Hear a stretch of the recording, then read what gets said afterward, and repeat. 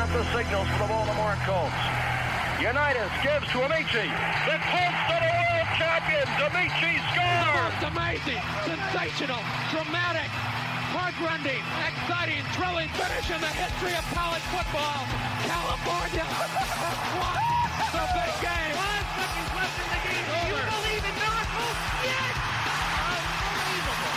This is Phil Steele. This is Mike Burnham. This is Wes Durham. This is Mike Ashley. Hi, this is Chuck Foreman, number 44 of the Minnesota Vikings. Woo, mercy, this is handsome Jimmy Vane, the Boogie Woogie Man. This is Coach Fry with Virginia Tech Football, and you are listening to Big Dog Sports Talk.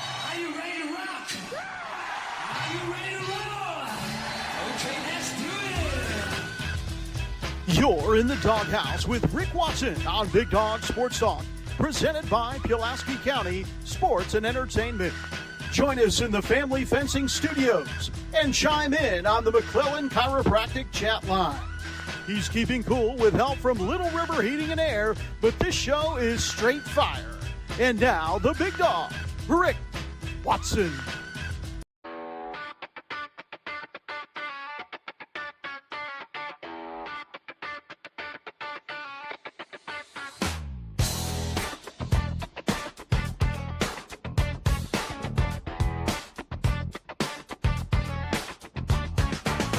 Rick Watson's got the mic, he's the big dog king. Cover sports so sharp, it's a New River thing. Virginia Tech fire, Radford pride too. Every stat, every play, he's bringing it to you. He's got that voice, deep as a valley, breaking it down, no dilly, no dally. Big dog sports talk, feel the bark, feel the bite. Rick's in the zone, every day, every night, from the Hokies to the Highlanders. He's got the spark, Big dog sports talk, lighten up the dark.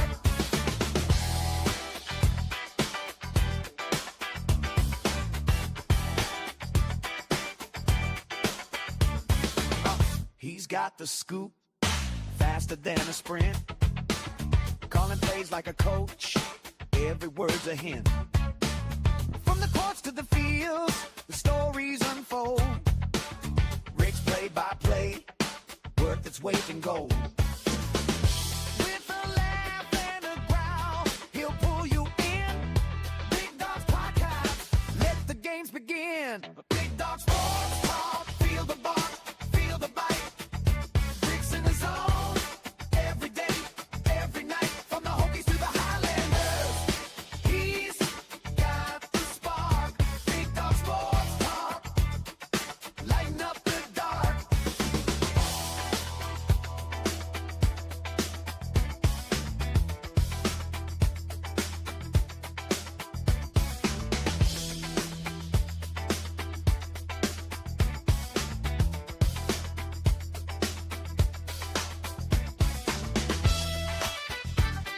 Hey, good morning. How are you? It is the Monday edition of the program. Hope everybody's doing okay. Hit us up in the McClellan Chiropractic chat room or on the Professional Incorporated text line. Sports talk, feel the bark, feel the bite. Rick's in the zone, every day, every night, from the Hokies to the Highlanders. He's got the spark, Big Dog Sports Talk. Please subscribe, like, and share our channel. Big Dog Sports Talk, feel the It costs absolutely nothing, and it really helps out the cause here, like our daily content. from the Hokies to the Highlanders. He's got the spark, Big Dog Sports Talk, It's a Reaction Monday here on the program. lighten up the dark.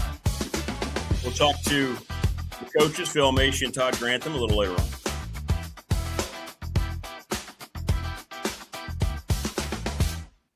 There you go. And I hope everybody had a good weekend. It was a very emotional weekend down at Radford. We'll get into all that. Virginia Tech basketball loses down at Carolina. Ramifications the same. They have to do some stuff in the tournament. Beating Virginia would help. Morning, Al. Good morning, Chris Lester. How are you, brother? Good morning, TLB. What's up, Morris from the Floyd County store where the Buffalo Boys champion shop? I love the Floyd County store. The Palm Coast where we witnessed the Hokies basketball flop. BDST's live and online. You rhymer, you. I do. The Floyd County store is really, really nice. It's always just fun to go in there. I don't know. I always just pretend like I'm in an episode of the Andy Griffith Show when I'm in the Floyd County store. Big Al, what's up? I saw a TikTok video of the last play of the Radford baseball game Friday. Heard your call. Almost as good as the young man. The man's fake vote. Well, I just want to say we got a lot of play on that. The call, it was on the Sports Center play of the day that night, and it's all about Joey Rakuya and that team. Made that call through some tears.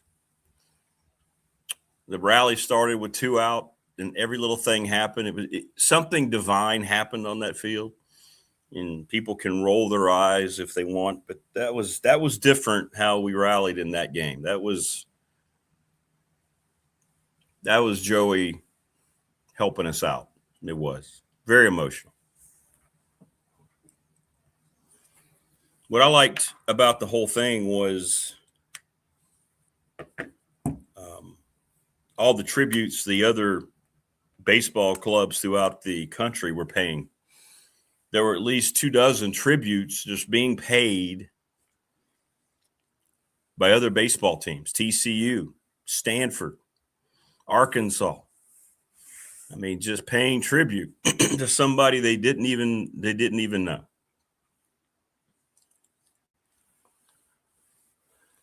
It's very nice, Morris. Thank you. Thank you.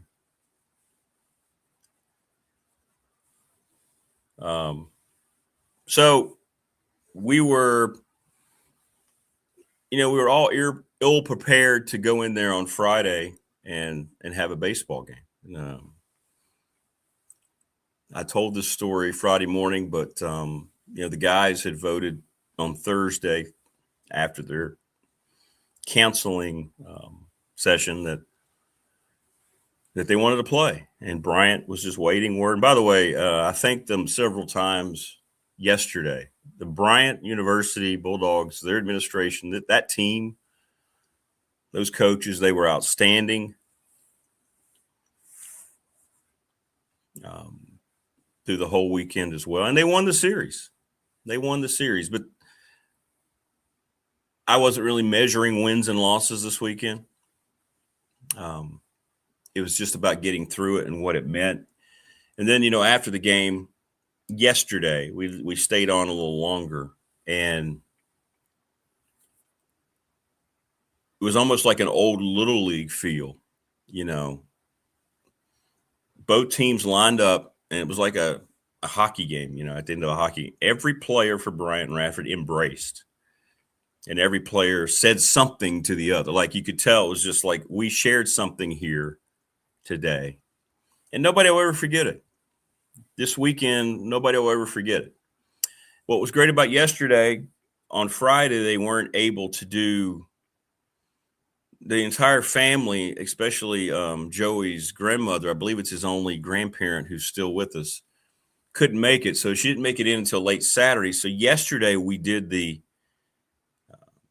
introduction of Joey Rakuya as the second baseman. And our pitcher let the pitch clock run out, which would have been an automatic ball. And, of course, Bryant declined it. And then Alex Guerra, the manager, came out and made the replacement. It was announced over the PA. And when he was announced as a starter, it was very emotional. All the family was there, lots of his friends from Radford High School.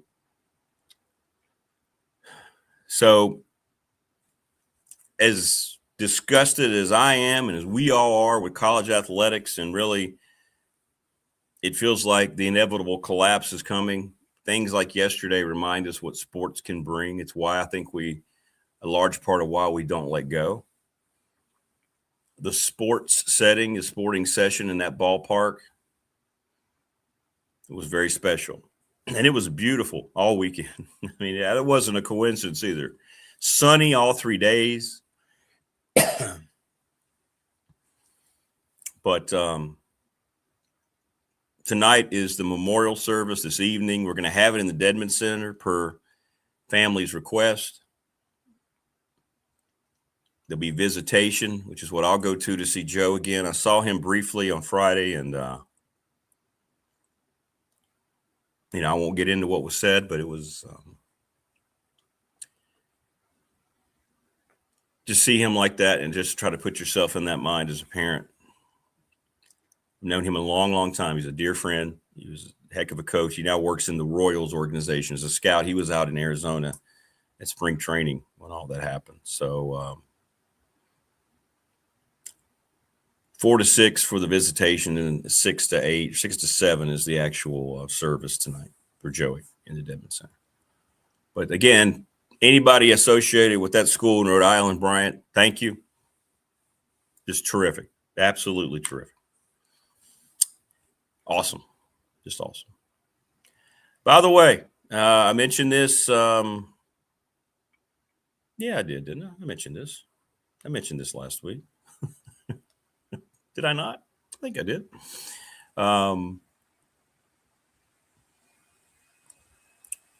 We've been, looking for new sponsors and things of that nature. And we have one. Sundown Electric. We welcome them to the program starting today. There's their cool logo. Boom. Look at that. I like that. And we thank all those folks at Sundown. They have an excellent reputation and long list of satisfied clients, and they attest to their superior craftsmanship. Where did it go? Where did it go? I don't want 10 seconds on there. I want it to be a rolling banner. No, hang on. We're going to fix this here. Yeah, scroll across. There we go.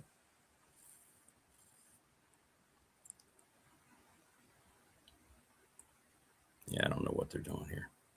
Save. Let's see if it'll scroll now. I'm trying to get it to scroll. But anyway, they are terrific. They have a great reputation. The brothers continued what their father did.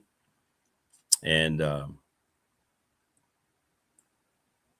that's what's really cool about it. So thanks to all the folks at Sundown Atlantic. Jeff Smith, thanks for joining us. Sundown Electric, located in Elliston, I believe.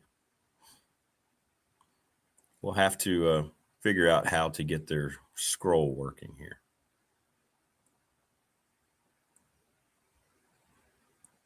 Sometimes all of these things don't necessarily work the way that you want them to. And I don't understand why. I'm going to see if that'll work. There we go. Now we got it. I paid too much for this studio for it to not work. But thank you to Sundown Electric for joining us here on the program. Thanks to all of our sponsors. Let's get into those right now. The Ready Set Fund, ReadySetFund.com, Bob Christ, BOBCRIST11 at Gmail. Let your organization, your team, really quickly earn the money they need through a series of text messages. Thanks to Professional Door Incorporated, residential commercial garage doors, family owned and operated. Thanks so much to Travis. Speaking of keeping the family business going. Yes, sir. Yes, sir. To quote Mike Jones, our former basketball coach. National Bank member FDIC. Thanks to Larry Ramsey, the exclusive banking partner of this program. Yours truly. 35 years. They're the best. Appreciate their magnanimous support. Well, look at that. I pulled out the word magnanimous here on a Monday. That's very impressive, isn't it? The Attorney Ryan Pryor, BDST Fan Question of the Week, brought to you by the Attorney Ryan Pryor. The name's so nice, we say it twice. 701 West Main Street, Trusted Estate Planning. We'll come up with a question. I don't really have one right now. Little River Heating and Air, 1095 Radford Street in Christiansburg, 540-553-2971. Charles Lee, get ready to segue into the warm weather, so make sure your air conditioners are good to go. Pulaski County Sports and Entertainment. Experience Pulaski County, Virginia. Stacy Compton going to be on here soon. He's going to be in charge of everything that they're doing with the IHRA. How about Tyler Reddick? He's won the first 3 NASCAR races. That's never been done before. I don't really follow it anymore, but that's pretty damn cool. McClellan Chiropractic, Mark Hunley over in Christiansburg, getting closer and closer to the back popping. Radford's regular season is over. The tournament starts this coming weekend. And Family Fencing, thanks to Jason Green. Every time I put up the fancy fencing logo, Wayne from Ohio says that I look like Bane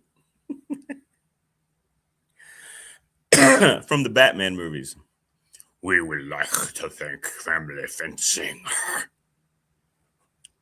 That's just an impromptu Bane. I know it's terrible. But let Jason come out. The ground's thawed out. They can come down. They can start getting you going. Now's the time to get excited about Family Fencing, man. Tell you, warmer weather, it's here. And if you haven't seen him in a while, there's Bigfoot. There's Patty.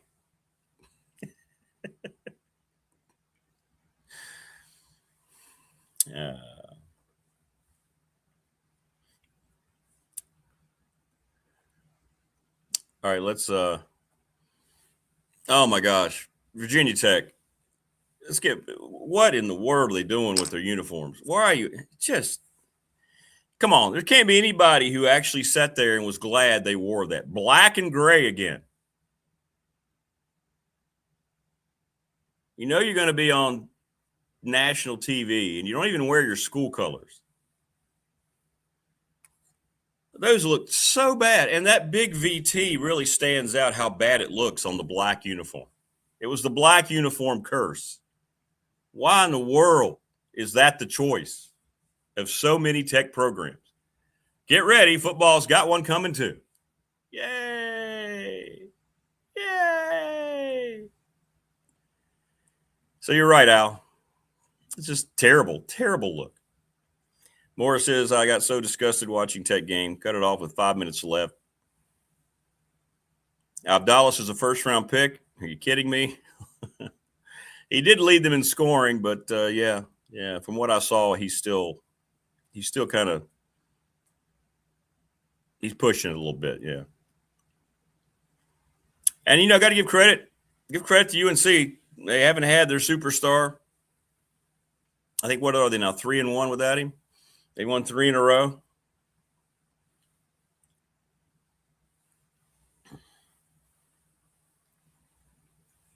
Michael Jordan still wins. That's right. They were interviewing Jordan, weren't they? I saw that. Jordan was walking away, and he's like, hey, I've won the first 3 races for the first time in NASCAR history. Here you go, Morris. Sundown Electric did the wiring of my original house in Newport. They used to be in Snowville. Did an awesome job. See, they're in testimony for you, Jeff, right off the bat.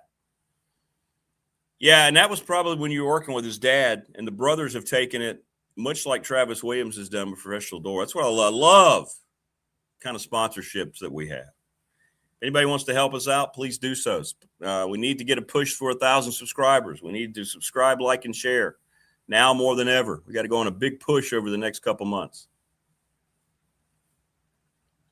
Yeah, all the football coaches wearing black. That's an intentional tease of what's coming, yes. Oh, yes. Oh, yes. The black unis are inevitable for the football team again. It's been a while.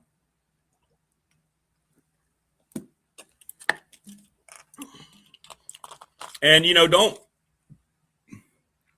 don't ever let a school gaslight you by saying it's for recruiting, because recruiting is all about one color. The only color that matters in recruiting now is green, as in what color the money is. So you're not trying to lure kids by saying, hey, we're going to go with a special black uniform.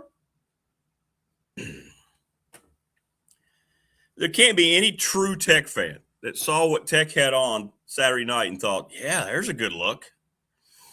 Yeah, look at that. No maroon and orange anywhere. Look at that black and gray. What in the holy hell? I've never seen a school hate their colors more than Virginia Tech. Softball wears black all the time. Baseball.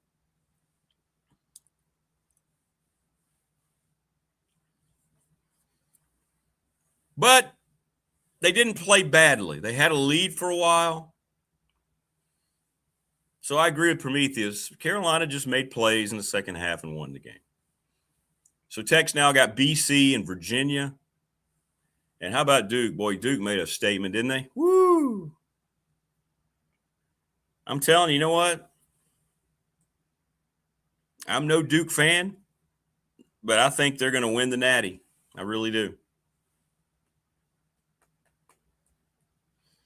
And yes, magnanimous is a fitting word. Gregarious. Yeah, I could use that too. It looks like to me Duke's the best team in the country. They've already beaten Michigan. They just look like they have that Boozer and company. They look really good. It's going to be a hard out. A very, very hard out.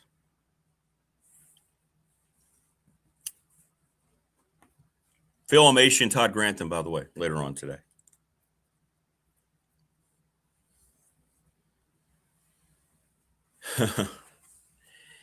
Well, it was a game that, you know, that would really help them. And I don't know, I'm not even going to try to pretend to figure out the hideous qualifications that teams need anymore. I'm really not. I don't know. You see all this stuff, Lenardi and all these people that go out there. First 4 out. But let's see. You know, Tech was 9 of 23 from 3. They made all their free throws. They shot 50%, and they only turned it over 9 times. But, you know, the difference, and this happened to Radford too, Carolina, I mean, I'm not saying this is why they lost, but and they earned it from what I saw. This wasn't officiating that was one-sided, but they were getting the ball down. Tech could not stop their big guy. 23 of 30 from the line. Tech was 11 of 11. Visar was – didn't somebody say at one point he made like 8 straight baskets or 5 straight baskets or something like that? 11 out of 20, 26 points. Trimble with 20. So Prometheus, I think, had it right. Tech didn't play badly at all.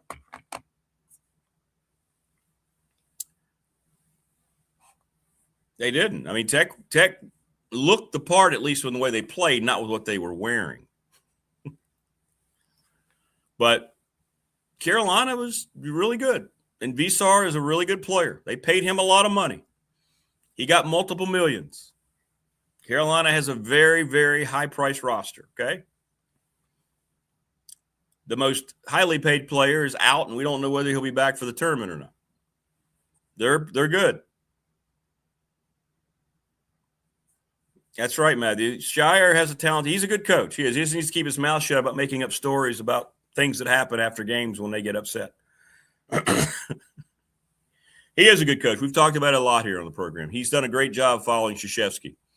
And I think it probably had to be a former player, a guy who understood it, than just somebody coming in from somewhere.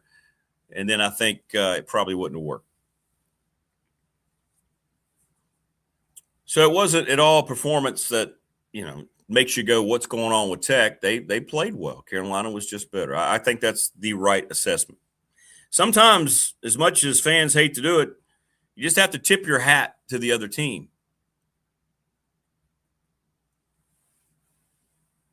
I mean, and that's what happened on Saturday night, in my opinion. And you can let me know what you think overall. Let's see. I'm going to make sure I have the schedule right here. So, yeah, BC on Tuesday. That's tomorrow. Oh, boy, the 9 o'clock game on ESPNU in Blacksburg. Yay! That's just so convenient for everybody. And then noon on Saturday at UVA, and then you get into the tournament. So you're probably looking at 19 and 12 going into the ACC tournament. And then Keep an eye on what else is going on in all those other conference tournaments.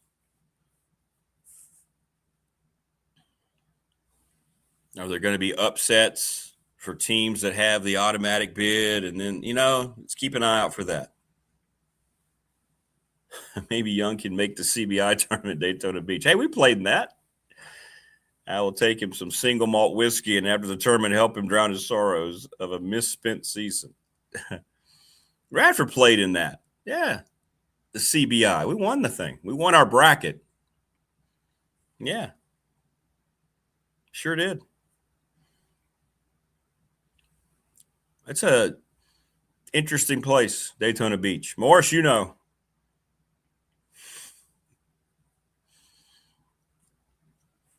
Yeah, we played down in that. Was that Darris's second year? I think it was Darris's second or third year. Maybe in his third year. We played in the CBI down in Daytona Beach. Really cool. The hotel's right across the road, so you just have to walk right to the game. You don't have to worry about anything. You're 20 minutes away. Okay. Well, if we're down there, Morris, guess what? Guess where I'm crashing? Hey, guys, I don't need a room. I'm going to be staying in the Palm Coast.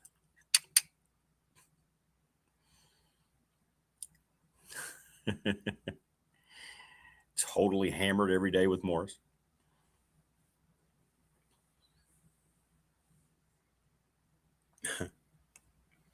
Thanks, everybody on the text line. I got several texts about the situation at Radford. And for me, I was just glad. The thing I was glad about, the fact that we got national exposure and we were all over Sports Center, I was just glad for the memory of Joey. And I was glad for the players. That was important. I don't care about my call being on there, but it was cool to see the outpouring of countless messages on X from people I've never heard from. So it was cool. It was cool. Tonight will kind of be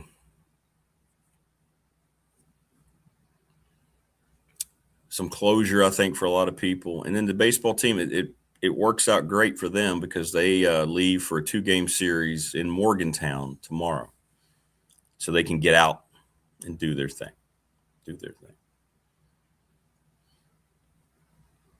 Not a great weekend indeed. Yeah. Michael sent a text. What's going on with Tech baseball? Well, Tech baseball finally played good teams. I mean, let's just say it the way it is. They didn't win it all this weekend. They were in a tough tournament with some of the best teams in the country. It's a good test for them, but really they hadn't tested themselves very much. So you get in there against teams that are nationally ranked and are really good, and some of those teams are funded. Every SEC baseball team is funded, by the way. Little known fact. It is. So Mississippi State's really good. UCLA was good. Tech didn't play UCLA, but they played A&M, who's really good. So it'll make them better. Playing good competition makes you better, so I was glad to see they did that. And the ACC is a tough league. It's a tough baseball league, so we'll see what happens over there. So we'll see. Well, they take baseball seriously enough to pay their coach $700,000, which blows my mind for a baseball coach. But, yeah, that program has kind of grown stagnant a little bit, hasn't it? A little bit. Just a little. So we got a little blast of cold today. I love it. I love when people are asking me for the weather. It's great. So today the high is 42. It's going to be cloudy, a little bit of rain later on. But then tomorrow it's 60. 70 on Wednesday. Might we be done with this? And then every day after tomorrow, we're pushing 70 or more degrees, according to the weather folk. And that will be wonderful. If that is indeed the case, that will be wonderful. So, yes, let the sunshine rain down. Let the warmer temperatures get here for good. Let us wave the bird to winter and all the remnants that are still around in the big piles in the parking lots of department stores and grocery stores and baseball stadiums. But what if the rain freezes, Rick? I don't think the rain's going to freeze. If it's going to be 40 plus, the rain won't freeze.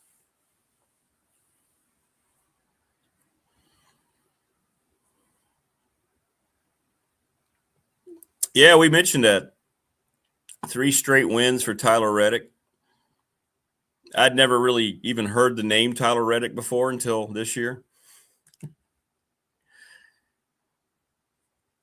And, Jordan, probably all he does is, supply money for the team. But he's always been a NASCAR fan growing up where he grew up. But that's pretty cool. Dude wins the first 3 races now. Well, I mean, that's pretty cool. Now will he intentionally start being wrecked?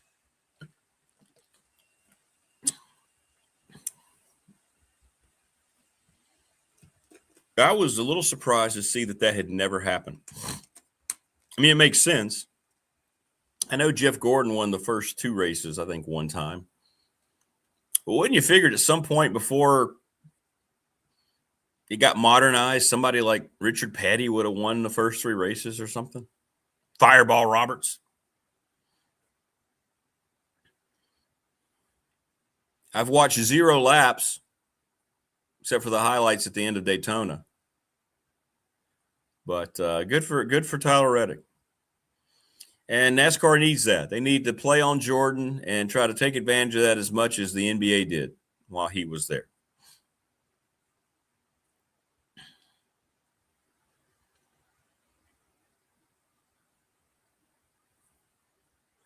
Yeah, there you go. MJ said that. He just supplies the money. But yeah, he knows. He let the people. That's why he's smart. Here's the money. I'm a billionaire many times over. What do you need? All right, I want to buy this team. We're going to here, bring in the best people. And he stays the hell out of the way. I think that's great. Meanwhile, I've seen probably a dozen headline articles that are writing that if the Lakers want to be serious about basketball again, they have to cut LeBron.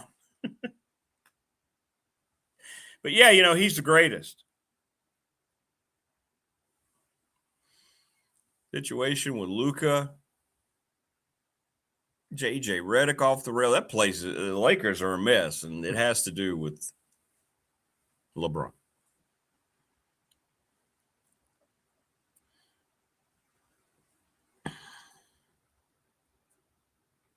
Good stuff, though. Good stuff, though.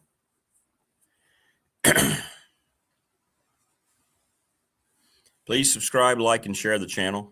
We got to get to 1,000. We had a few jump on this weekend. So help us out. I'm now, by the way, at the end of every show, I'm letting this studio that I pay a lot of money for do more things because it needs to. So it's going to create generated clips through AI. So what I'm going to do is, it's the actual show, but AI puts it together. So I'm going to post those up on our BDST YouTube page, just little clips about what we talk about. So in other words, just little shorts that you can go back and you can watch. And if you would share those, that would be wonderful. Post them. Like if there's a good segment that you like, post them.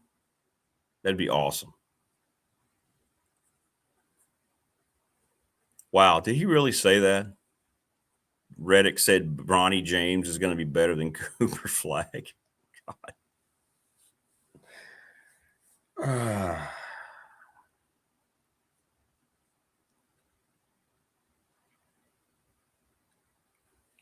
Wow.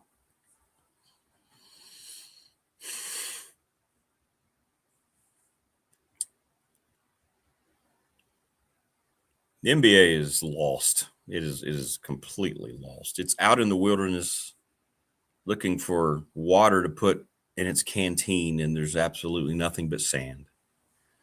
It's going to wander aimlessly around. It'll blame the sun. It'll blame the sand and the environment. It won't look inside to itself to see exactly what the problem may be and what lies inside. No, they will blame everything else. But the NBA is completely and utterly lost. And it's really sad to see. I loved the NBA. I mean, it was must-see watching. It was along with the NFL, even really at the time more than baseball. It was really something I got into early 80s, especially coming out of the Magic and Larry Bird, 1979 title game, Lakers, Celtics, Moses Malone for me is a Rockets guy. He's the reason I started rooting for the Rockets. And now I couldn't care less. And David Stern had a vision. And then this guy Jordan came along and all the great players that came shortly thereafter. And then you got into the 90s and the Bad Boys and the Bulls. Man, it was so good. And then you turned it over to the early 2000s. And there's Shaq, Kobe. And then here comes LeBron. And at that time, he, didn't know much about him other than he was hyped up to be this greatest thing. And that league has just, under Adam Silver, has completely and utterly lost, for me, every bit of attractiveness that it ever had. I won't watch any of the playoffs. I don't care about the finals. None of it matters to me. If you like it, that's your choice. That's great. Good for you. But I can't imagine sitting down and investing 2 hours watching an NBA game here in 2026. I don't think there's one player playing today, and this is part of the problem, where you think, ooh, I have got to watch this game because this guy's playing. Tell me one. Is it washed up 42-year-old LeBron? No. Is it Wembayamba? No. I mean, I like Ant-Man, but I don't have to watch him play. Nikola Jokic, Luka, Cooper Flagg. Who's the kid that won the MVP for OKC? They won the title last year. There's nobody there. Because nobody plays defense, and they can score at will, and nobody has to earn anything.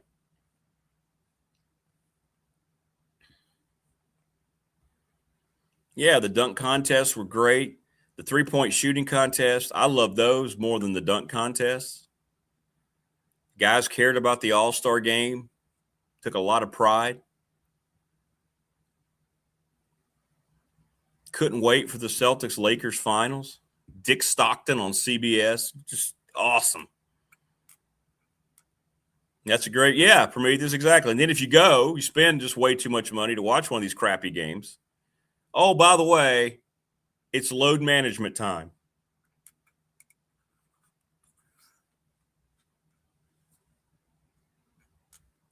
It's a bad league. It's a bad product.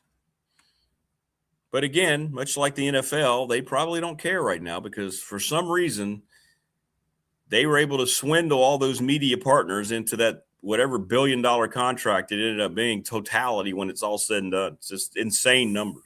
And why anybody would pay for that product surprises me a lot.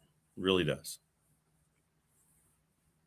And now you have what? As Keon has tells us, right? And there's no bigger fan of the NBA than Keon, who I got to see Saturday at Longwood. There's no bigger fan of the NBA than him, but it's like you got to go to 5 different places just to watch a game during the week. They got rid of their national presence. You let ESPN get involved. It's not the same watching Charles Barkley and those guys. It's not. They've lost their edge.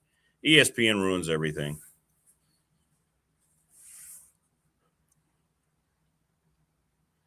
It's a bad league. It's a bad league. Young kids will, I guess, continue to be drawn to it, but do they have the income to sustain it?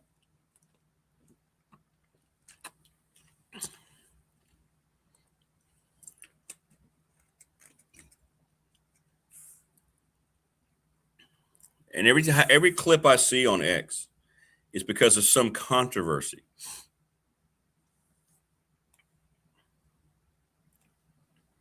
Like now the thing with Luka, who seems to be so disinterested. He went after Redick last night, apparently. Guys getting in fight, the Jokic thing the other day. That's what you see from the NBA. Nobody's showing the game. A great play here or something. Nah.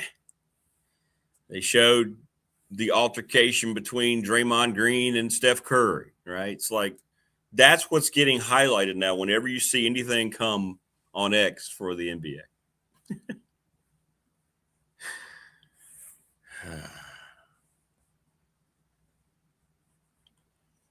I mean, you tell me if you watch it, who's a guy you say, you know what, I'm going to turn the TV on and watch.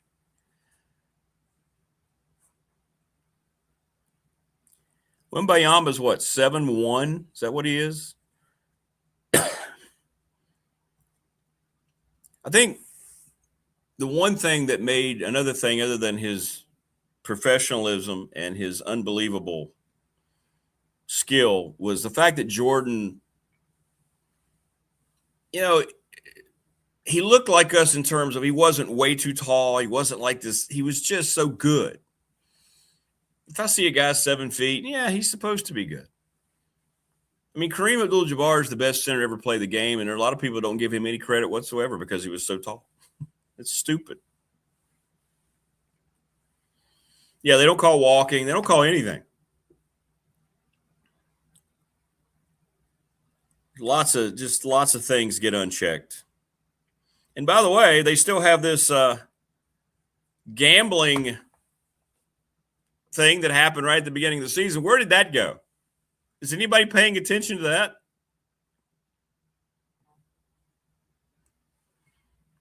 Where's the whole gambling thing? They just get swept under the rug. Guys admitted they shaved points through games.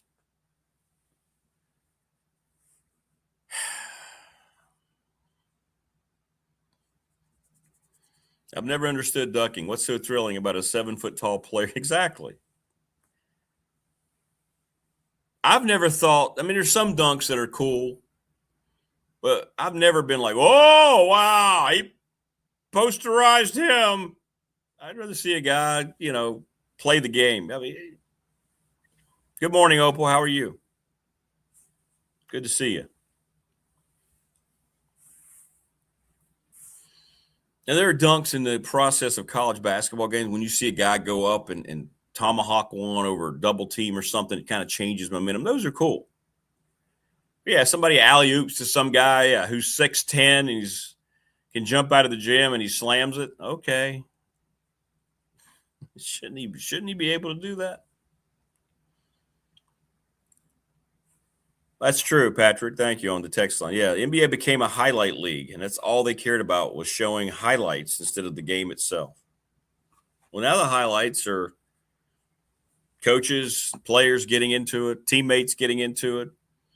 Nikola Jokic dispensing justice when somebody tripped him the other night.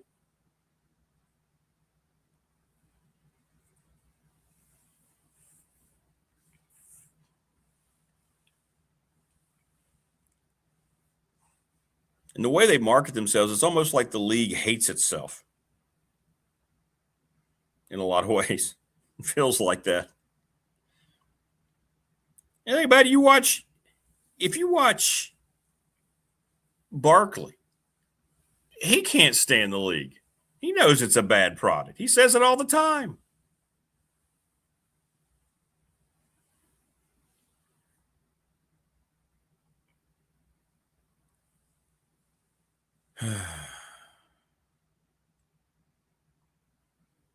But in any event, is there anyone worse for any league than Draymond Green?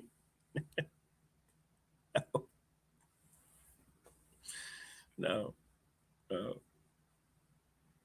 The fights are, Opal says the fights are her favorite part of any sport.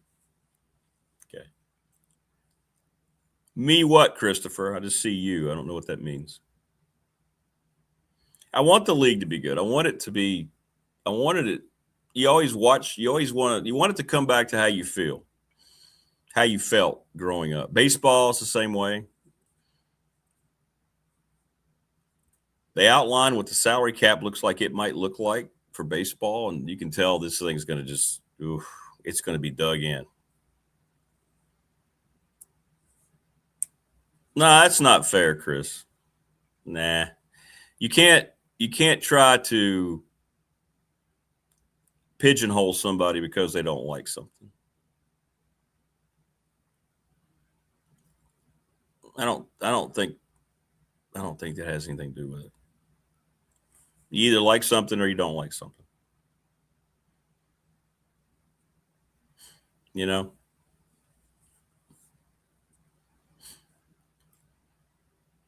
And I think it's, if you do like it, that's fine.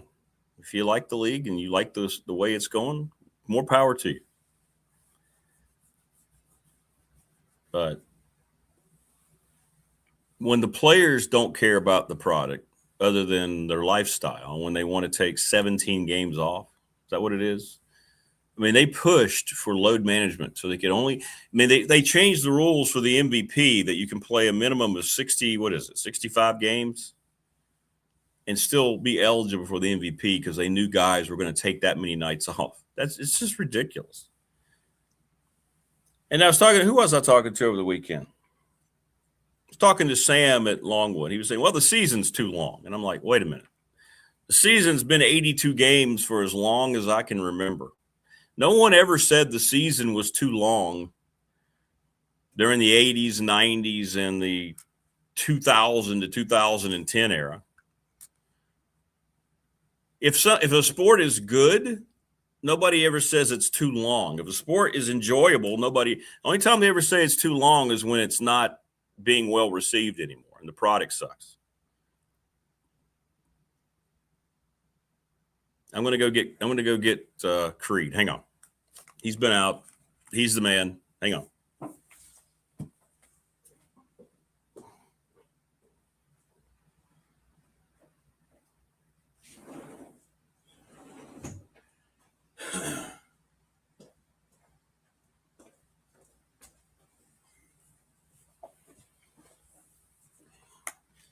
He's probably going, it's colder today. It shouldn't be colder today.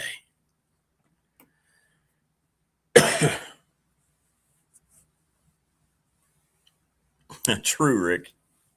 Like it or not, like Panera Bread for lunch or listening to Dave Matthews' Greatest Hits. Did he have Greatest Hits?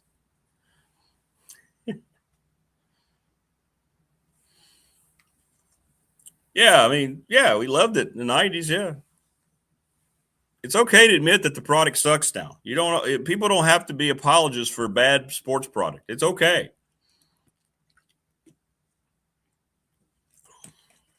And the majority of folks agree with me because the ratings are always at an all-time low. They just had their lowest ratings ever during their Christmas Day takeover. The finals won't be watched. Wayne says, so I asked my boss for load management and time off, and he said you can take a load salary off as well as getting no salary.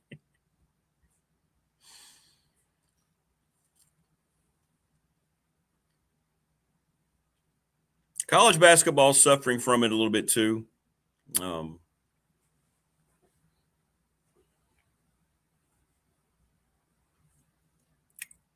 But it's still, to me, much more enjoyable to watch a college basketball game. But I guess the question would be, coaches used to have total control in college basketball, college football, like total control. So now that the pendulum has swung, has it swung too far? I don't mind the players not being so controlled, i.e. Krzyzewski and Bobby Knight, Coach Wooden, Dean Smith, whoever it might be. But did the pendulum swing too far now that the coaches can't actually be coaches? What's up, Knicks fan? No traditional big man slowing the pace of play anymore, and the game is faster. That's why it's so many more points. Yeah, defenses is not allowed. Yeah, And they have no interest either. Guys that have no interest in playing defense.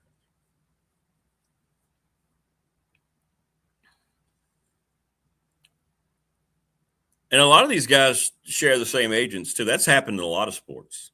That's not just an NBA problem. Oh, yeah. NFL, baseball, you share the same agency, man, and you're there in the building during the offseason.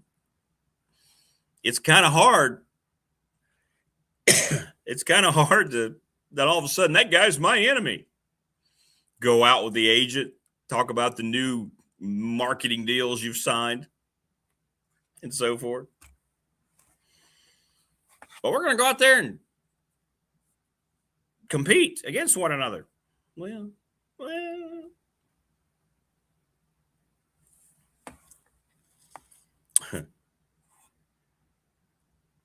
But thanks to everybody on the text line. Appreciate it. Still getting a lot of reaction from Jen. Jen's appearance with the Fighting Cock bourbon bottle. I won't add to that.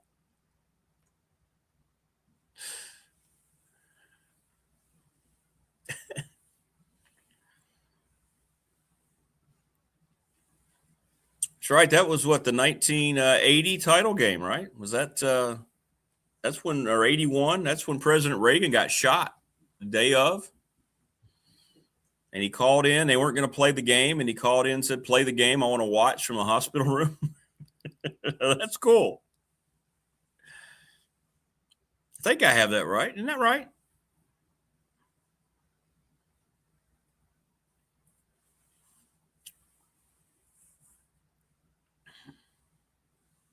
I think that's right.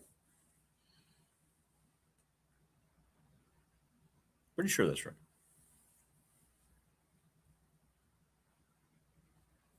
But anyway, it is what it is. They won't make any changes. Here's the thing. It doesn't matter really, because there's not going to be any changes made to any of these leagues because they're raking in the dough. That's all that matters. That's all that matters.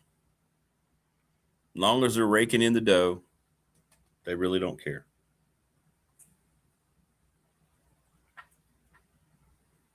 What's up, buddy? There you go. Hang on. It's been a while. Come here. There we go. There's that guy. See him? See him? There's the mascot of the show right there. Total badass right there. He knows it. I know it. The American people know it. And he knows that critters are coming back in because it's getting warmer.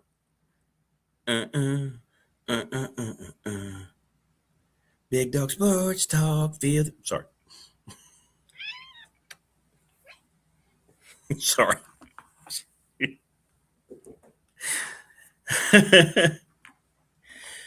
Yeah, I love the game too, Chris. That's why I don't like the NBA. I love basketball. That's why I don't like the NBA. Because it's not. I think Knicks fan hit it on the head. And Keon says it all the time. I mean, it was inside-out basketball, post players, guard. I mean, working the ball. And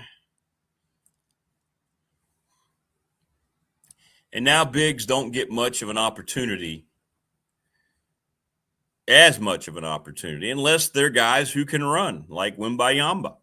Jokic is kind of a throwback guy, thank goodness, but he shoots a lot of threes.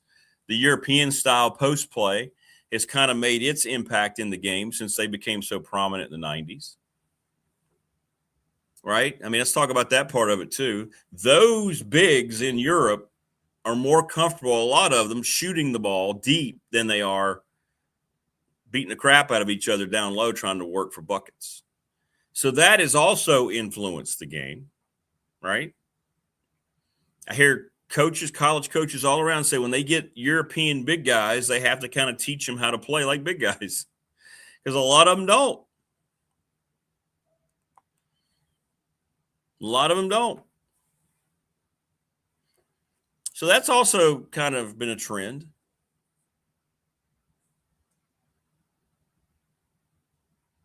But the days of having Shaq and Hakeem, and I mean, who are the dominant? Who's the true centers that still play that way? Is Jokic? I mean, I'm thinking of Jokic. Do we have guys like that anymore? I mean, I don't know. Simple. Yeah, he seldom comes by. You know, I could tell he wanted to be picked up, so I'll throw him on the camera. Been a while since people saw him.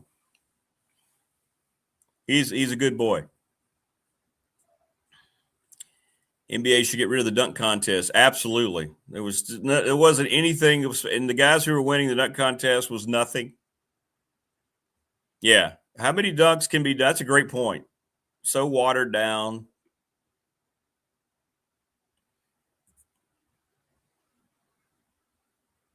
Well, and that's right, Prometheus. And a lot of people are saying this. A lot of college coaches. Seth, as much as Steph Curry, as good as he is, and he's a Hall of Famer, he kind of ruined the game a little bit because so many guys now are growing up trying to be Steph Curry. They're not trying to do anything but be Steph Curry, which is bring it down, shoot 25-foot threes. Don't worry about if anybody's underneath the rebound.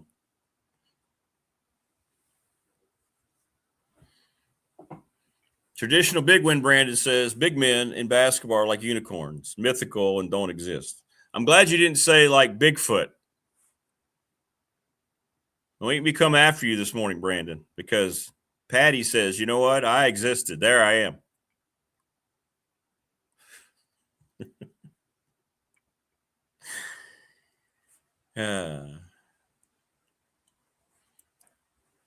And I guess it's one of the many reasons football continues to be the national pastime.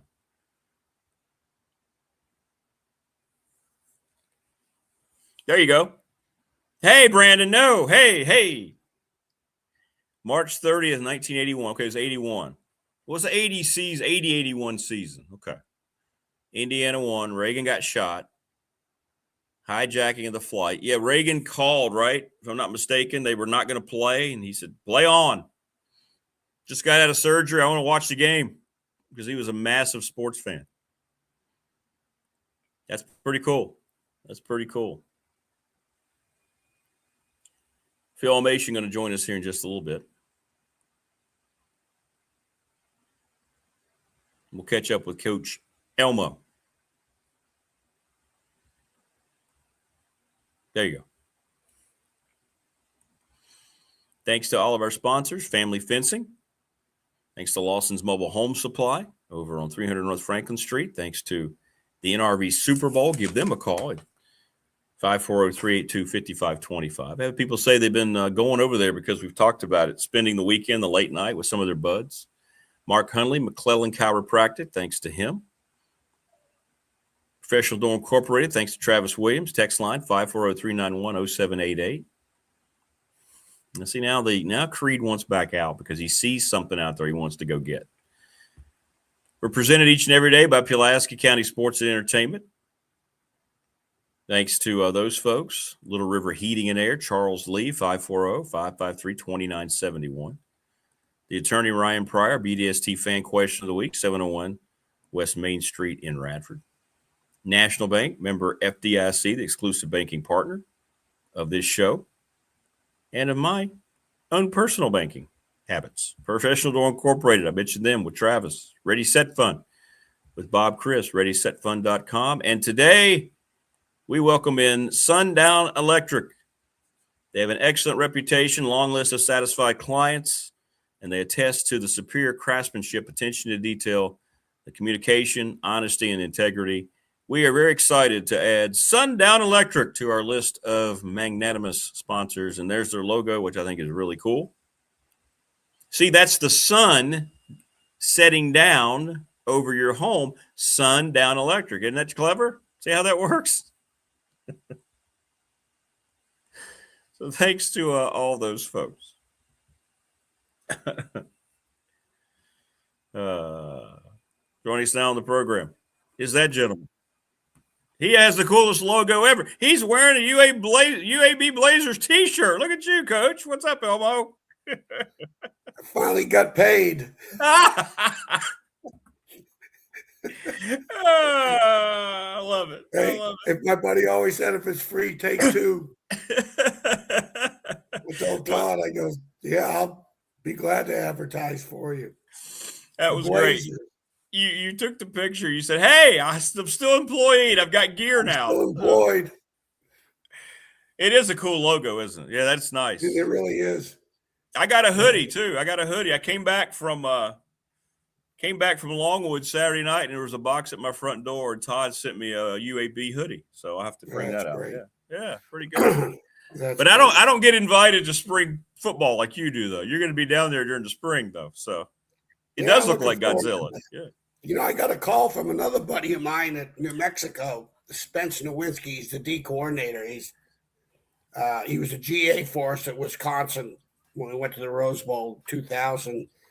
And I hired him at Illinois State as a D-line coach. I said hi, but the head coach was Brock Spack. He's still the head coach now at Illinois State. Former D coordinator, Purdue, got a chance to work for him. And so this gentleman, Spence Nowinski, D-line coach, when I left and went back to Purdue, Brock named him the D coordinator. And he's been a D coordinator at Ohio U, Miami of Ohio, Memphis, and now he's at New Mexico with head football coach who had played for us at Wisconsin, Jason Eck, was an offensive lineman. And he was another gentleman that asked me to look at some portal kids. And so he called me up and he said, hey, we want to have you down clinic the staff and things of that nature. So I'm real excited about that. Get to take one more swing at this thing. Maybe I could help somebody. Who knows? No, I think that's great. And it has to be a wonderful feeling for you, Coach. I mean, you've earned it. You've earned it. Now you're a humble guy. You don't take that credit, but you have. And it has to just make you feel terrific to know that even after all this time and all the players you've helped and you've coached, that you're still, that kind of thing still matters. What you bring to the table still matters, right, to coaching, which is great. Yeah, the biggest issue that I hear from people that are still in the business that I had worked with in my latter stages, a lot of them are really miserable. I mean, it's a love-hate. You know, they love what they're doing and they hate the circumstances surrounding what they're doing. And the young coaches, they're really brighter, smarter, there's more information, accessibility to the game. And but some of the principles have been lost about coaching the game and teaching the game and being a good teacher in terms of especially evaluating. A lot of them are chasing the money. The money's so big now. They're chasing the money.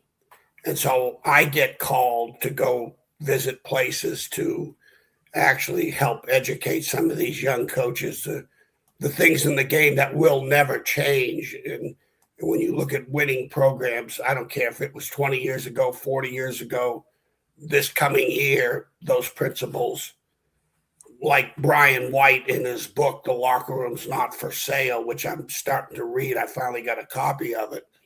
And the principles involved of winning, how to win is never changes. It does not change. I don't care how much money you got. It doesn't matter. Once you can buy a football team all you want now. When you're in that locker room, you get between the stripes.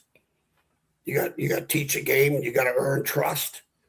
You have to go out and earn trust, and find people who are committed and really care about each other. Those things are not changing.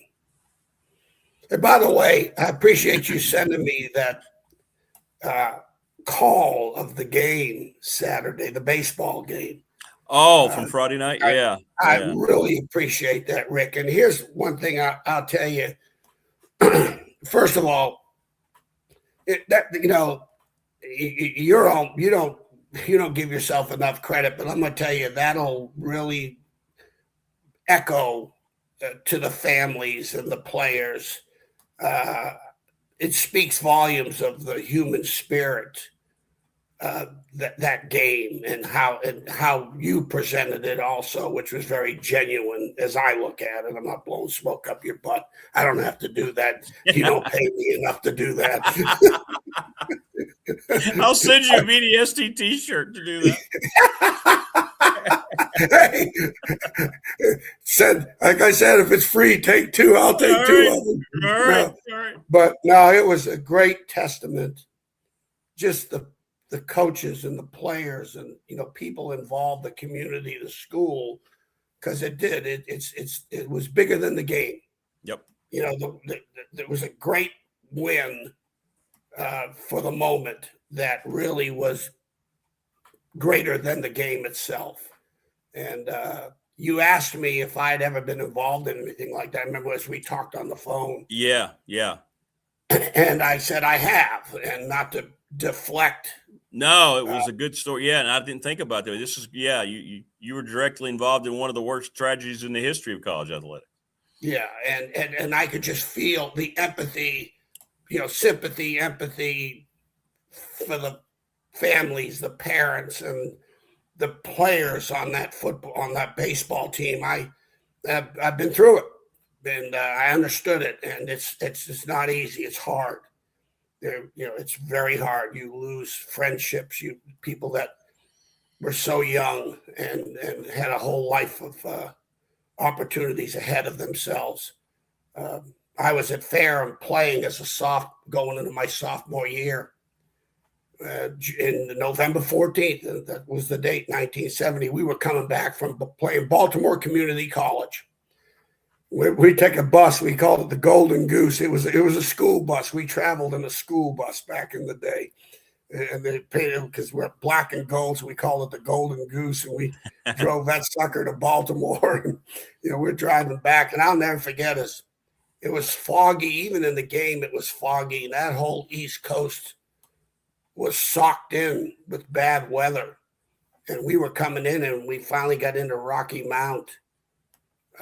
Very late in the evening, and one of the sheriff's department people saw our bus and pulled it over and told Coach Norton about the crash, because we had 6 former Fairham players that were involved on the Marshall in the plane crash that were on the 68 team. There were 3 of them from 68, and then the 69 team, which when I was a freshman, there were 3 players.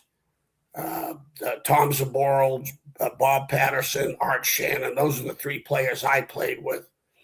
And man, I'll tell you, it was just, you talk about ripping your heart out. So I could really appreciate what the community, the families, and the players were going through, because it was absolutely devastating to the community in Marshall. I got to coach here for a year. You just didn't lose players. You lost a community. There were, supporters on the plane. Rick Tolley was the head football coach, former Virginia Tech player. Coach Norton hired him. He coached at Fairham for 3 years. They won a national championship. And he left Fairham, went to Wake Forest, and then he got up to Marshall as an assistant coach. And in 1969, they named him the interim coach because they had so many it was like 80 broken rule sanctions, and it was a disaster mess. And Dr. Don Dedman, yep. Where the building where you work. Our namesake at the Dedman Center, that's right. Exactly. Yeah. He's, Coach Norton's dad was an attorney in Huntington, and his brother Frank was an insurance salesman in Huntington. They're prominent families in Huntington. And in July of 70, Rick was the interim coach in 69, but Dr. Dedman called Coach Norton and offered him the job to come coach at Marshall. And he, I was playing. I was a sophomore, and this speaks volumes for Coach Norton. I mean, junior college football was not easy. It's a tough life. It was a tough life. No, coaching, a lot of bus trips, a lot of ham and cheese sandwiches. Yeah, I bet that was tough. Yeah. No scholarships, but his dad called up. He talked to his dad, and his dad told him, said, do not take this job. It's so political. He literally talked him out of taking the job. And but the biggest reason he didn't take it, he didn't want to leave us as players. He really did not. I worked for him for 4 years, so I'm sharing stories. Not stories, I'm sharing facts, what happened. So he turned it down, but he told Dr. Denman, he goes, hey, hire Rick. He's on your staff. He's clean. He's a great coach. Give him the job. And this is in July, and so they decided to give Rick Tolley the job. That's cool. And he really, and there were 6 Fairham players on the team, and they started to make great improvements in terms of, and so he wanted to reward the team by flying to Greenville to play East Carolina as a reward. And he and Coach Norton talked about, preparations to fly and things and all that stuff. And then, when they were coming back to that airport, most of those airports in West Virginia built on a mountaintop that had been cut down, and I'll never forget it. I don't know how they even begin to think about flying in that weather, because even in the bus trip, you couldn't see 3 feet in front of you coming back, bussing back. Sure. Going down, coming from 81 down to back to Fairham. So it was something I'll never forget, but it was great. Red Dawson, the assistant coach that survived the trip, I'm sure you've seen many documentaries on it. And, yes, I have. And Rick we had a player at Fairham named Billy Joe Mantooth. How about that name? Oh, I love that. Billy Joe Mantooth. Billy Joe Mantooth. Yeah. But listen, here's the best one, Rick, from Big Chimney, West Virginia. He had to be a hell of a player, Coach. There's no doubt. Come on. He was a middle linebacker, and he was really about half nuts on the football field. That's a great name. Wow. Billy Joe Mantooth from Big Chimney, West Virginia. We were both sophomores, and he was being heavily recruited, and Bobby Bowden was the head coach at West Virginia, and he's recruiting him. And Coach Norton, of course, with Coach Tolley, he was trying to help. Coach never told kids where to go, but if he liked coaches, he'd try to help them, try to get them to the visit set part of it, not necessarily tell them where to go. He never got involved in it. And so he told Red, he was talking to Red, and he goes, listen, we're leaving for Baltimore Friday, and I think it would help you in recruiting if you got in the car and came down to see us off.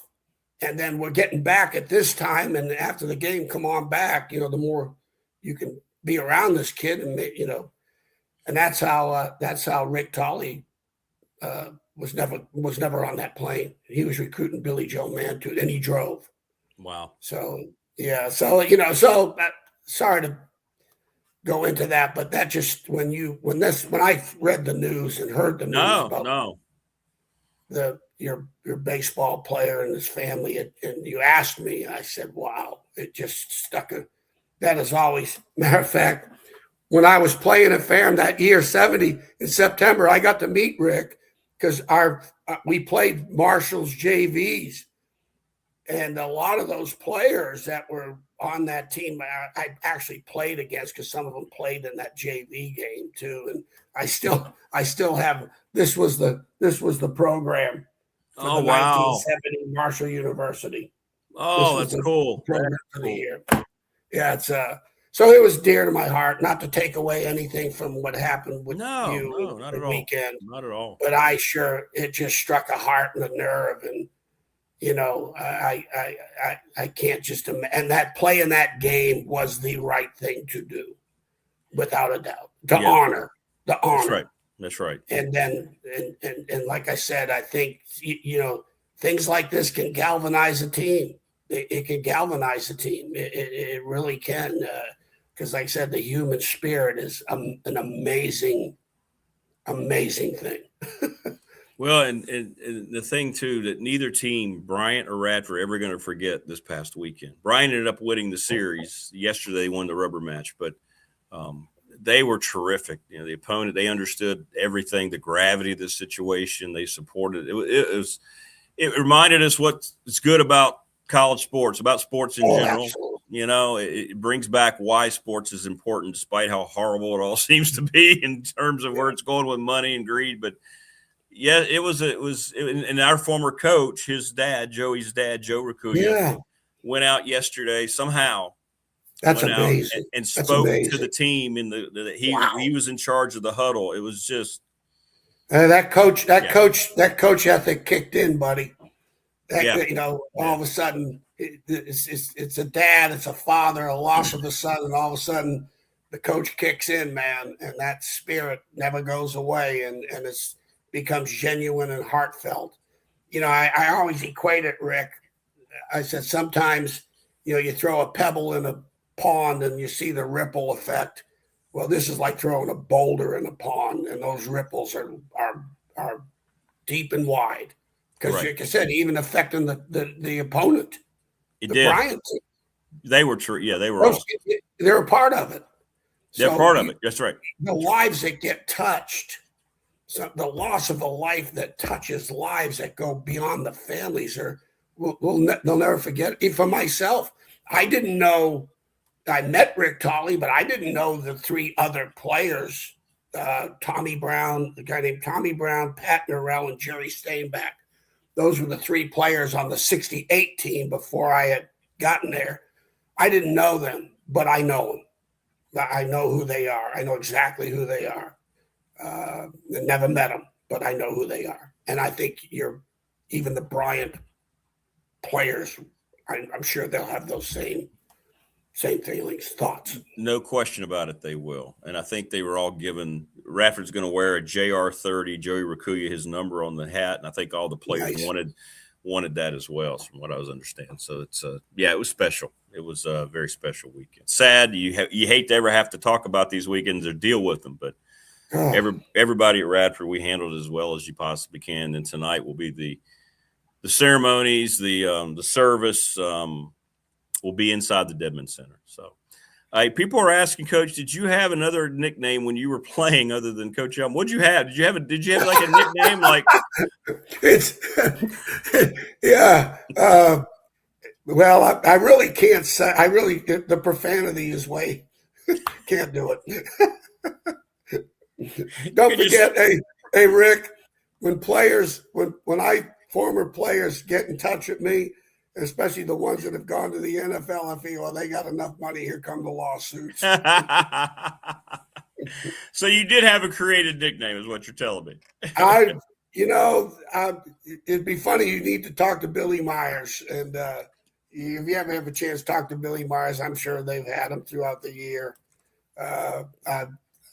They never told it to my face. I was either Coach E or Coach Elmo, and that was the extent of it. But I wish I could even begin to tell you, but I'm sure it wasn't pretty.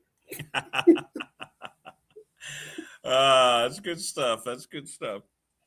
When you get to this part of the year, and I know it's changed now, right? You can do more hands-on things right now. What are coaches trying to? What they can do now is ridiculous. I know, and you didn't have any of that, did you? That's what I was going to ask you. What did Rick didn't want to. You just got away. You could just get away and just not just getting away, but come on, be a student.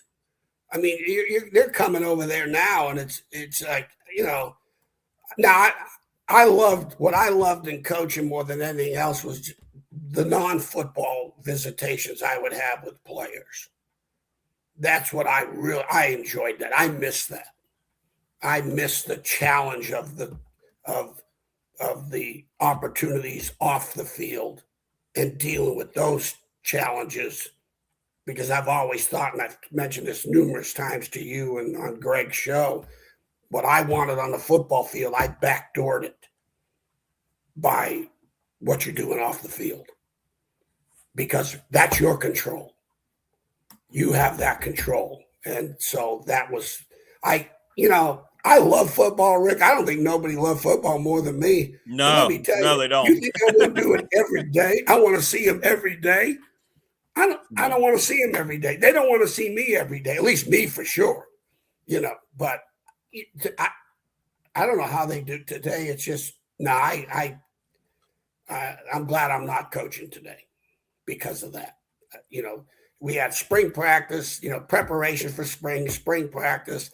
And in the NCAA rules, you couldn't do anything with them on football. Nothing. If you were in an office and you were going on the board and you were talking football with them, that was a violation. And so I love the era I coached in. Loved it. How much you recruited a lot? You're on the trail. How much did you ever see that went on that necessarily should not have been allowed to go on at the time, with players getting things, blue chips, if you will, the movie? Yeah, it was going on. You knew. I've never a part of it. Didn't do it. Didn't feel like I had to do it. I was at universities that were the integrity. Yeah. Wisconsin, Purdue, Virginia Tech. The integrity was above board, and got into the Southeastern Conference, and that was a whole different ball. When I got to LSU, I had the northern part of Mississippi for recruiting, as well as the northern part of Louisiana, and that was it was NIL before NIL, Rick. The state of Mississippi had its own rules. Jackie Sherrill. Yeah. Did you ever read? I read the Junction Boys. It kind of opened my eye. That great book about that Texas A&M team, Bear Bryant and John David Crow, who was the biggest recruit in the country at the time, right? The running back who had a good career in the NFL with the Cardinals, and he's out working the farm, right? And Coach Bryant's at A&M, right? And all of a sudden, this crop duster goes by, and he sees all these things of dust bouncing around him. And then the crop duster flies away, and him and his dad go out, and there's little bags of money in a Texas A&M logo container. Guess where he ended up going to college? Well, my list, I did this with Greg Roberts a couple of years ago, but I had a list. I'm probably going to forget some of them, but I had a list of my all NIL coaches before NIL coaches. Bear Bryant was number one. Then the next guy was Charlie Pell. We called him Cheating Charlie. Charlie was the former head coach at Clemson in Florida. When I was in East Carolina, we went down to Florida. They had Wilbur Marshall, John L. Williams. Oh God, and Coach Emery, he bent the envelope at East Carolina, but we had a real good football team at East Carolina. We had one of the best football teams in the school's history. 9 of our players on that. We were the third highest of NFL draft choices that year. It was Oklahoma, Texas, East Carolina in 1983. We had some cats, man. We had some great players. So we go down to play Florida, and we're looking at their kids, and we're looking at our kids. We're going, they got bigger checks than we had. We're not going to do well today. Not going to happen today. Their cars in the parking lot were a whole lot better than our kids' cars. and then there was Fran Kersey at Kentucky. He was another one. That's a name that, not because he didn't win as many games, but oh my God, he was and Barry Switzer. Then you had Jackie Sherrill. So I mean, most of the guys were the Bryant guys. See, here was the rule in cheating, Rick, back in the day, and I promise you, I was never involved in it. No, I believe it. I believe it. It didn't have to, because I didn't have to, and because even at LSU. The people that I signed, Andrew Whitworth, Rudy Neiswanger, these are 2 names. These kids are 1,400 SAT plus kids, valedictorians. Not that equated to not cheating, but you just didn't have to. We got them. We were going to get them. They're Louisiana kids. But here was the rule, okay, the unwritten rule. If you're going to cheat, do it in state. Never do it out of state. I've heard several coaches tell me that. Yeah. That's where SMU fell. There was a kid from Pittsburgh that brought the program down when it was all said and done. And I knew a lot of those guys on the staff. Matter of fact, the guy that that was PJ Bootsy Larson. He was Bootsy. I love that. He was the one that brought the whole damn program down. Bootsy Larson. That's cool. That's cool. Yeah. So, but no, it's you keep it in state. You make sure your doctors and lawyers are not outbid by anybody else's doctors and lawyers in the state. In the state. That was the rule, and you'll be fine. Morris has a question for you. He says, I always wondered, Coach Beamer was known for wide tackle 6, a defensive mind, but Coach Elmassian was hired to fix the defense. Somehow Elmo convinced Beamer to change his mind. That was all. There was a little, that was a little overrated. The X's and O part of it, the old wide tackle 6, because at one point in time, as I told Bud, I said, Bud, they were really good on defense. Like 2 years before I had gotten there, 2 to 3 years, they were really good. They were so, and that was the press and people in terms of the conversation of what's wrong with Virginia Tech. So the first, the old wide tackle 6, it's antiquated. It's an old defense. Because basically what Frank, one of the reasons Frank hired me was the carryover from the Washington defense that I brought to the East Coast. Literally brought it to the East Coast. The pressure of lining up, showing pressure every snap. We're going to make that quarterback beat us with his checks. That was the bottom line. Okay, it was 11-on-1.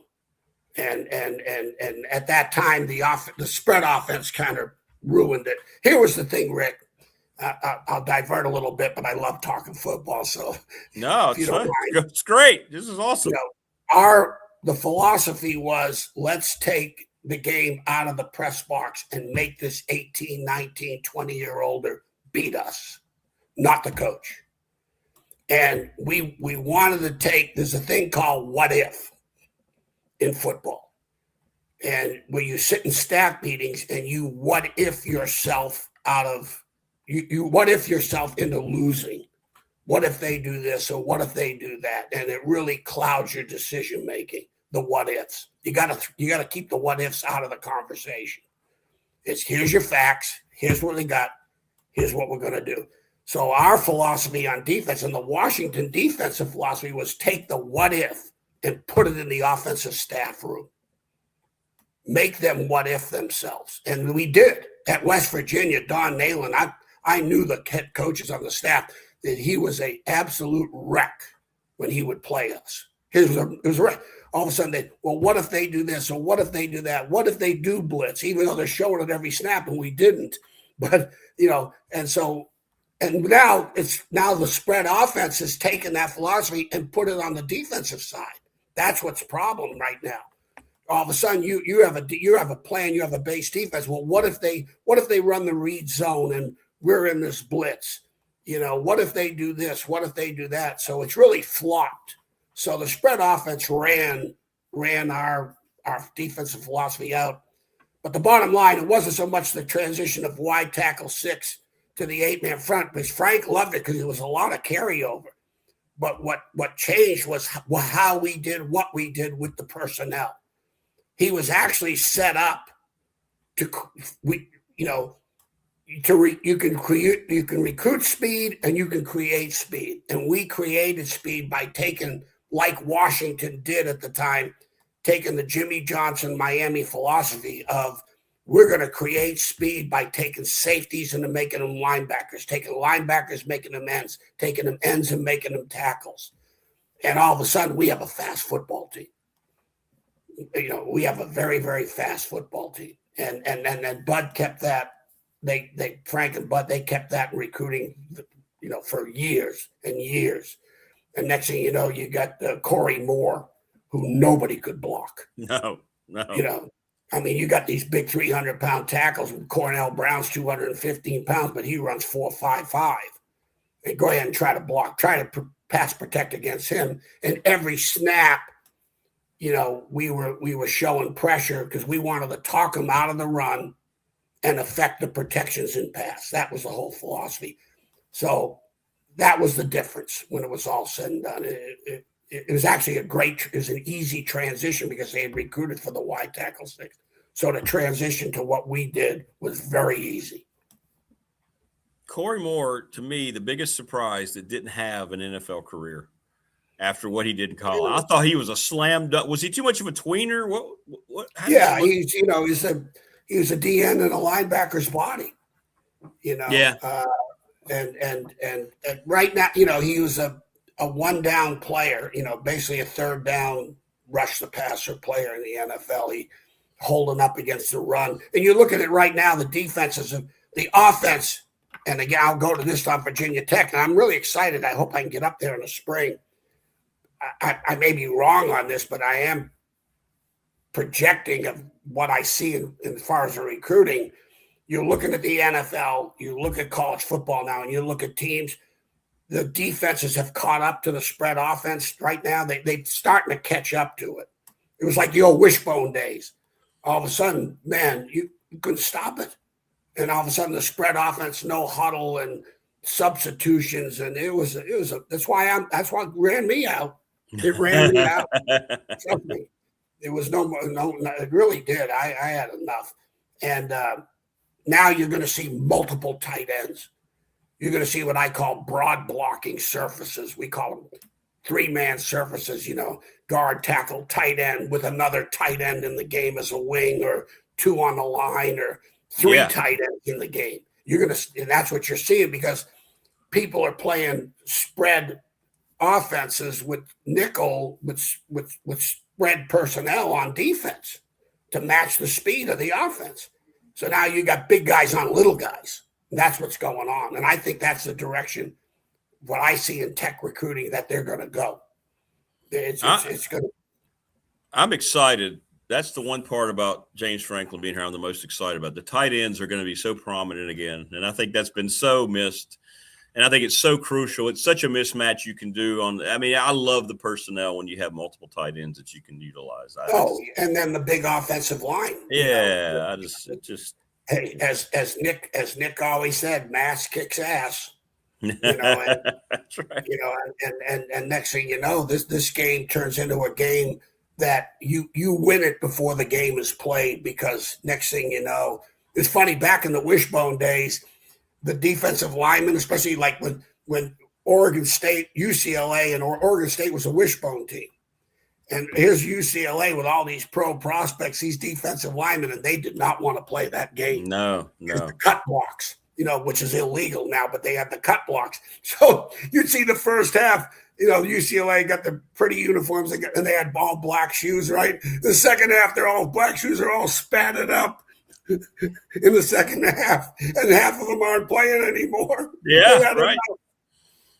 So you try to win the game before the game is played it's not going to affect all, but you got about 4 or 5 teams you'll play that mentally those players will be watching that game, and they may not want any part of it. Well, Coach Foster used to tell me the coach he didn't want to see was Paul Johnson. Oh, no doubt. At Georgia Tech. No. He said, Rick, I hate it. He goes, it sucks. I have a hard time with it. And he used to tell me that on the show. He was very honest. I was fortunate. I was the first wishbone quarterback in the state of Virginia, Rick. 1969, Coach Norton put the wishbone in. Hey, look at you there. That's this from Virginia football history. They did it well, didn't they? Georgia Tech did it well. The wishbone in 69. Yeah. He loved the offense. It was his personality, with 3 backs in the backfield and running the ball. And so having played it and I've never lost to a wishbone team in my career. Played Navy, Army, Oregon State, Ohio U with Jimmy Grobe when I was at Wisconsin. And we had a plan. We had a great plan versus the wishbone. And even when I was in West Virginia, we played Ohio U, which was still a wishbone team. And never lost to one my whole career. Never lost to one, because I knew the offense. I used to tell the offensive coaches, especially like Dan Henning at Boston College, we're playing Navy, and they won 10 games that year. We were not a very good football team. I told them, I said, Dan, you're going to have the ball 8 times in this game. Their number one philosophy is to limit the possessions of the team that they're playing on offense. And you got 8 possessions. If you turn it over, we're not winning this game. And we ended up beating them. We ended up beating Navy. But yet, Paul Johnson had Calvin Johnson, the Hall of Famer, Demarius Todd. He always had receivers. He always had the passing threat. That was what made it so difficult. Hey, Rick, when I was coaching back in the day, when I was coaching on offense, we maybe only threw it 6 times in the game, but 4 of them were shots. They're all deep balls. Right. I said, we know these bubble screens, and the old adages is I'll catch it for 2 and run for 2 and get 4. He goes, hell, they could run the ball doing that, back in the day. But and that was, the fun part when you played was the wishbone teams. When you played a wishbone team, it was the pass that was going to put the dagger in your heart off the play actions and the early downs and the shots. Yep. Because if they're going to throw it, they're not throwing no quick game hitch. That ball's it's a post, it's a double move pattern, it's a sidelining up, it's a go route, it's a post route, it's a deep shot. And so if the wishbone team throw it 6 times, 5 of them are going to the end zone. And probably 2 of them are coming down, and it's a touchdown.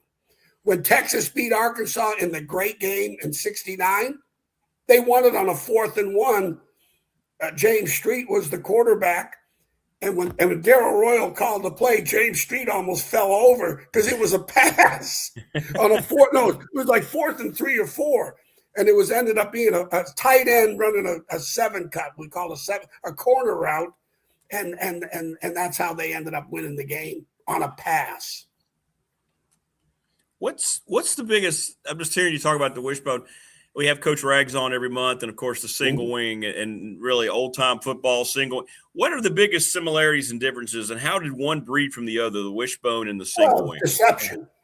What's interesting? You'll love this. People don't realize this. Darrell Royal, when Emery Ballard invented the wishbone, because they had so many great backs. That was the other thing. They had great backs, and they wanted them on the field.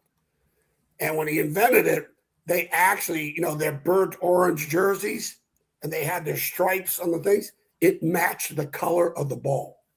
They matched the burnt orange to the color of the ball. When that ball went in that fullback's belly, you couldn't find the ball. You couldn't see the ball. And so, listen, you'll love this story, Rick. I'm at Fair. Texas was in the Cotton Bowl, and they had Cotton Bowl practice jerseys with "Beat the Irish" on the front. And all of a sudden, these jerseys were floating around the country. They ended up at CMT Sporting Goods. There's a guy named Corky. Remember the old CMT Sporting Goods? Absolutely, I do. Yeah. So the guy who was the representative, Corky Brammer, he'd always coach Norton. The throwaways and the giveaways always went to Fair. Hell, Hank had no money. I mean, we never taped ankles. Hell, we didn't go to Hey, Virginia Tech's tape budget was our athletic budget. So all of a sudden, Corky, they end up in Roanoke. All these practice jerseys that they just boxed up, they end up in Roanoke. So Corky calls Hank. He goes, "Hank, you want these jerseys?" Sure. So we get the jerseys.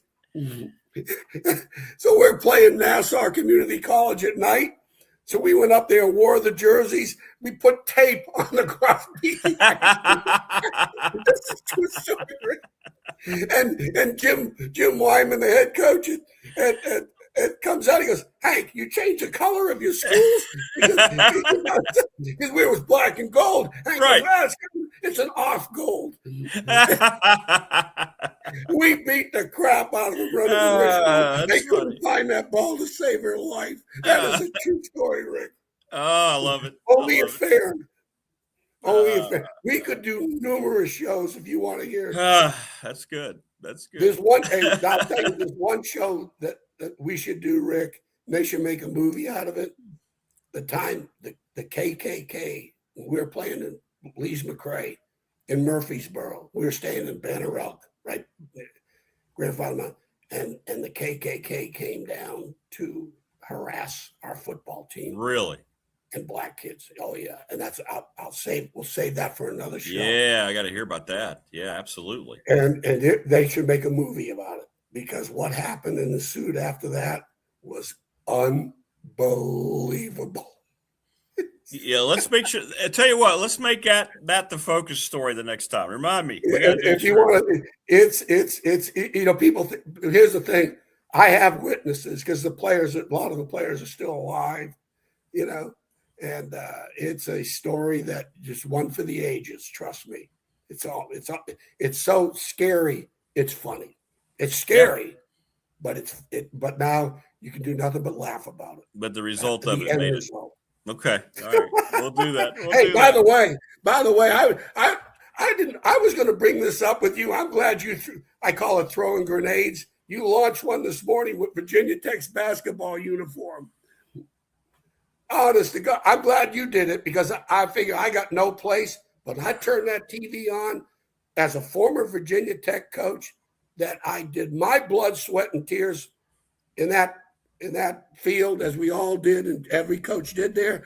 I don't know who's made that decision, but let me tell you, where's the orange and the maroon? It's one of the most beautiful color combos in all of college sports. I'm not an alum, but as a former coach that really put their heart and soul, as we all did, everybody did, Bud, all of them. And I'll guarantee you, Bud Foster or Todd Grantham. You can ask Todd. If Todd was watching a game, I'll promise you Todd was going, what the what? And that I don't get it, man. I've never understood it. What the hell are they doing, Rick? What are they doing? I don't know. I'm glad you brought it up because I didn't want to bring it up. When you brought it up, I figured, okay, good. I can jump in on this one.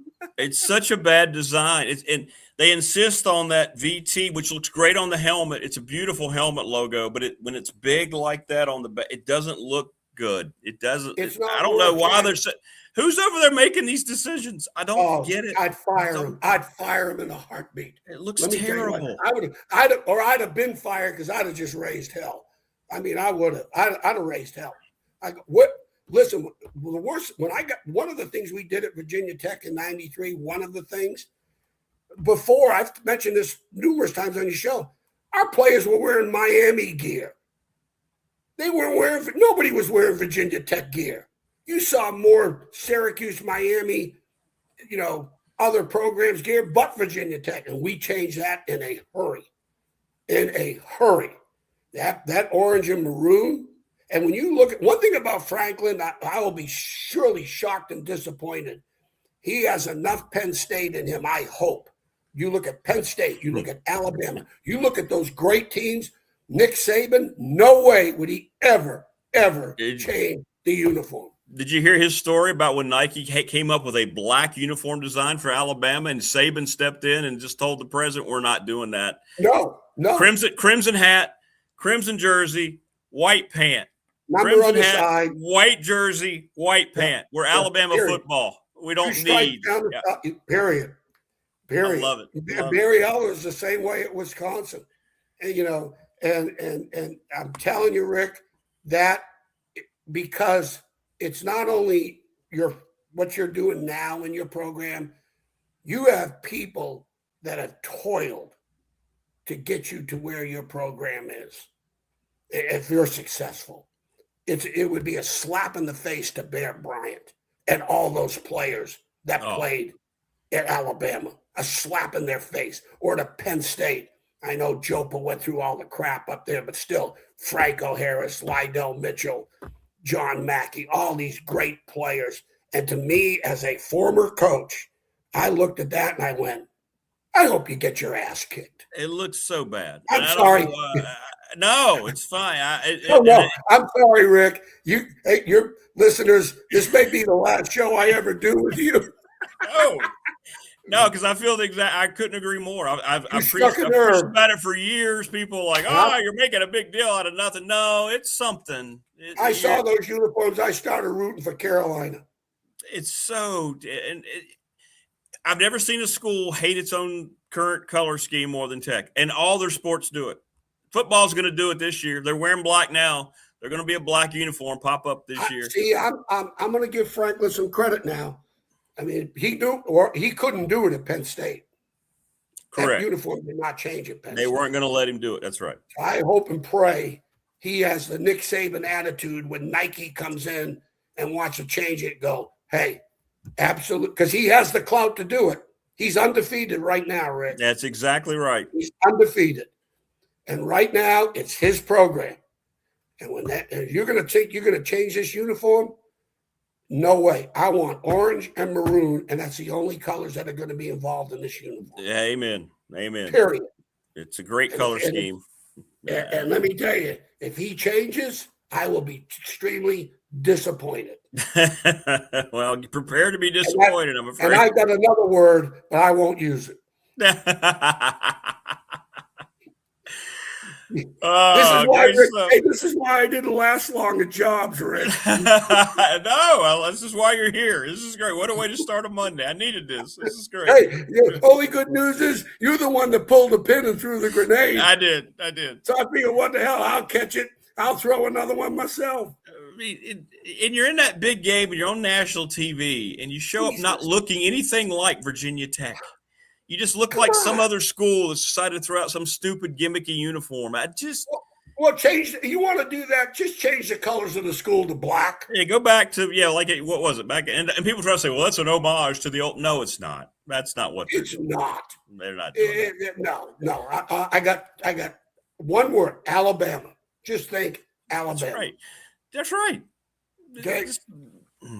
Because it's a tribute. You're representing your past, not your future. You're representing your past when you put that uniform on. Correct. That uniform is bigger than you. It is not about you. Yeah. And they can't say it's for recruiting anymore because the only thing that matters in recruiting is the color green. The color green.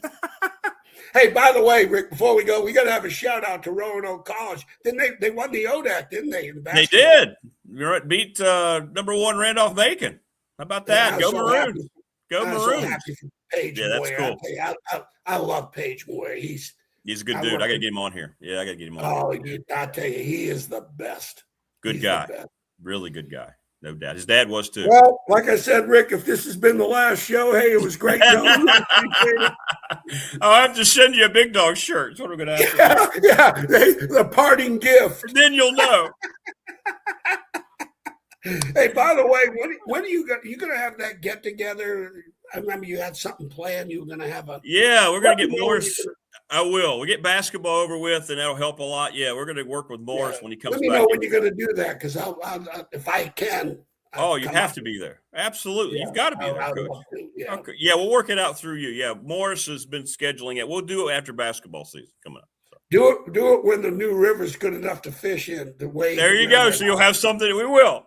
Because when I come up here, I'm going to go fishing for sure. Okay, we'll do it. Cool. All right, Rick. Well, hey, tell Todd I said hello. I will do it. You take care. By the way, I'm going to say this out of respect. Your wife looked better in the UAB gear than you do. So recruiting, Rick. I know.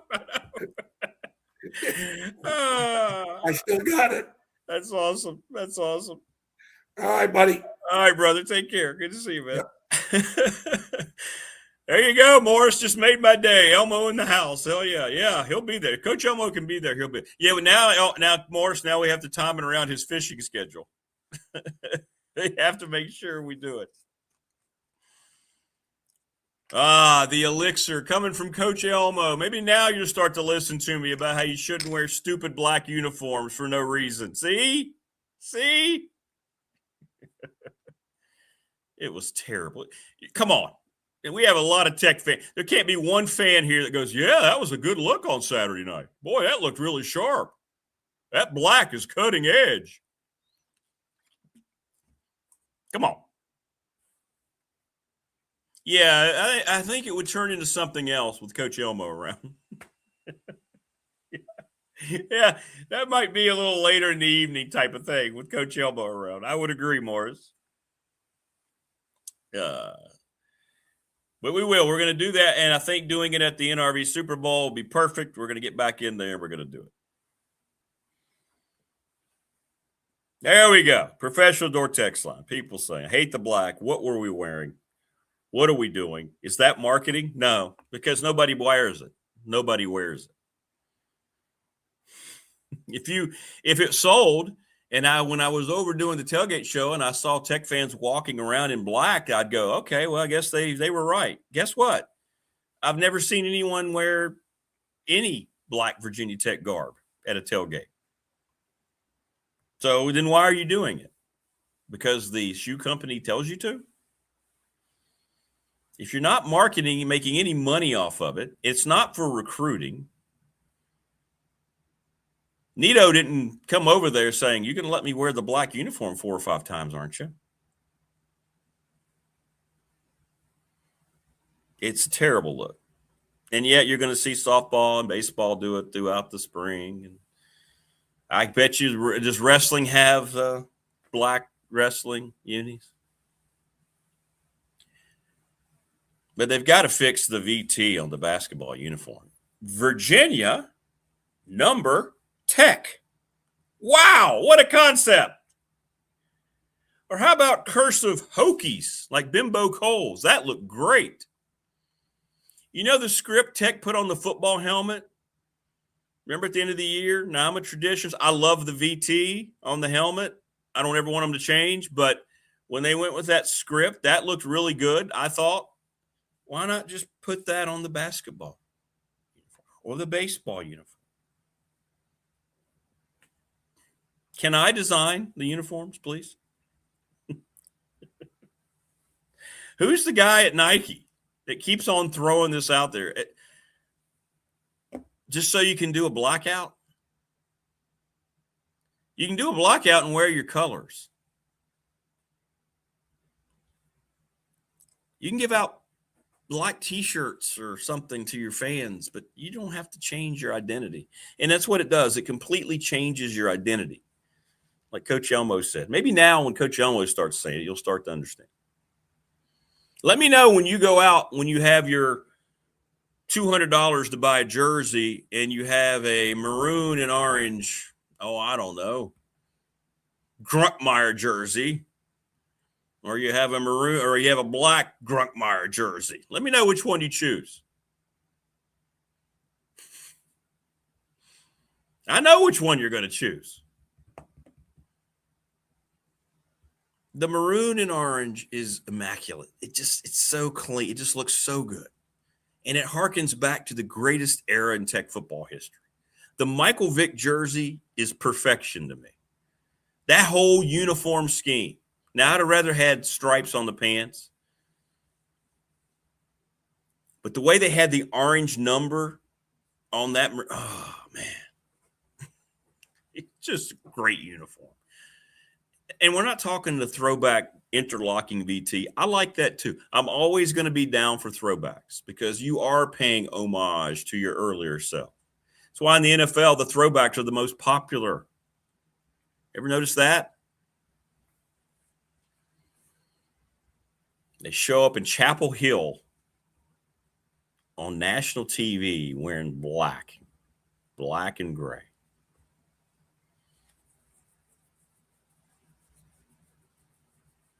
And then you go out and you lose a big game.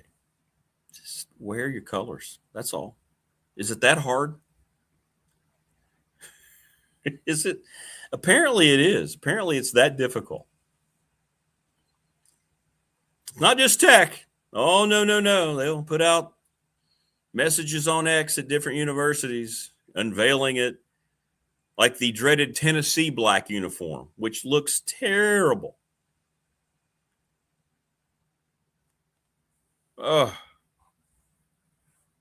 that's straight fire. All those people down there in Knoxville. Oh, man. Or the gray. You know, in Tennessee, where's that gray? What are you doing? What? Is that supposed to be something you go, yeah, boy, that was a nice decision? Alabama doesn't change. Who else doesn't change? Can't say Notre Dame anymore because they've fallen prey to that the last few years. Texas. Has Texas ever had a black uniform? I don't know. Rick Soapbox takes a meeting every show. Not every show. But that bothered me. I had no hope they would win after I saw them in that. I'm like, Got back from Longwood. We just gotten our tails kicked. Still finished as the number 3 seed in the upcoming tournament. By the way, we will do a show Friday, and then Neil and I are leaving right after the show to head to Johnson City for the tournament, the Big South basketball tournament. We play the late game on Friday. We play the 9 o'clock game. A gray rock uniform is the best. Yes.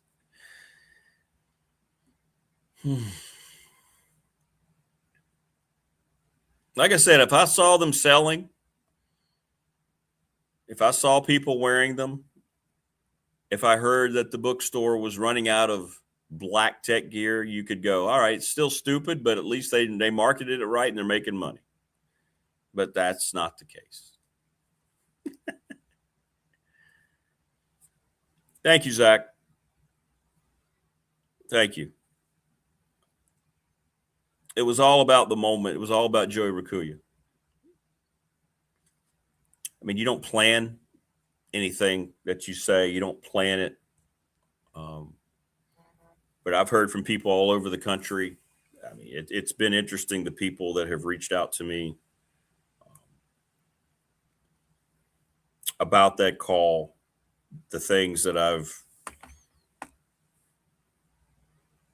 just seen people say about this whole thing, and seeing college baseball as a whole hold moments of silence for Joey Rakuya, somebody they didn't know. TCU yesterday, top nationally ranked program. Texas, they paid moment of silence. We were at the game Saturday calling the basketball game. Longwood did a moment of silence for Joey Rakuya. And I believe somebody told me they've seen 20 or 30 baseball programs hold just moment of silence, explaining what's going on to the crowd. It's pretty emotional. And it shows you how tight-knit that whole baseball community is. And it was bigger than the results. It was bigger than any of the games. It was just about what it all represented.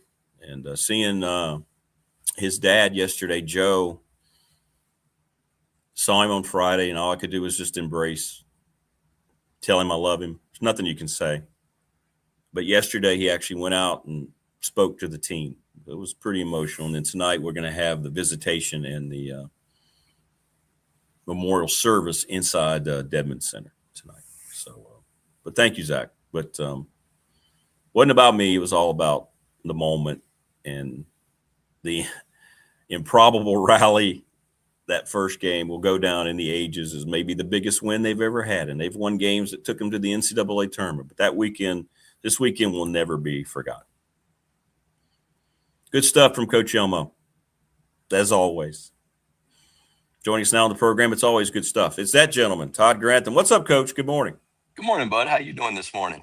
Well, we're hanging in there. We're hanging in there. Yeah. First of all, let me say thoughts and prayers to the Radford family, the baseball program. My son was there last year. That's right. And that's obviously a tough situation, but thoughts and prayers to everybody involved. And, hopefully everybody comes through this and continue to move forward. But obviously it's a tough deal. And Friday was I saw the highlights and the episode of you kind of going crazy after the win. That was pretty awesome, man. So anyway, thoughts and prayers to everybody involved, and continue to move forward. Have you experienced that, Coach? Any of your stops that you've been? Have you had that happen? Yeah, I actually did when I was coaching at Michigan State. We had spring break, and we had a player pass away. He was hit by a tractor and trailer, and I don't know the whole specifics of it, but anyway, he passed away, and we dealt with that during spring practice and everything. It's a tough deal, and it does galvanize your team, and it does bring. That's part of sports. It does bring people closer together. Just like we were talking about the hockey team last week and about being in the locker room and that bond, and you can't buy that, what happened in the locker room. You can't buy that. Just like when you're a part of a team and something like that happens and you go through that as a team, players and coaches, you can't buy that. And the relationships and the bond that you get, goes with you your entire life. And then, 25, 30 years from now, you'll be thinking about those situations. So that's the great thing about sports is it makes, you go through things together, and good and bad. And you come together and you get to know people. And that's really what sports is all about. And that's one of the reasons I got into it. And it is tough, but you kind of grow together. And given the current environment around college football in particular, what you're doing now with your team, you and your coaching staff and across the country, and what they're doing at Tech, I mean, that's what you're trying to create, right? That bond, that whole thing about, okay, now that you guys are a team and everybody has to recognize all that and get that same vibe going. Exactly. And it really gets down to relationships. You got to, you're stuck in a tough situation nowadays because one, you get we have 27 new guys, but truthfully, everybody's new because we just got here. So you're trying to teach a system and what you're doing, but at the same time, you got to balance it out and understand it's not always, what we play, but how we play it. And you got to define those things about, we talked about discipline, attitude, and toughness.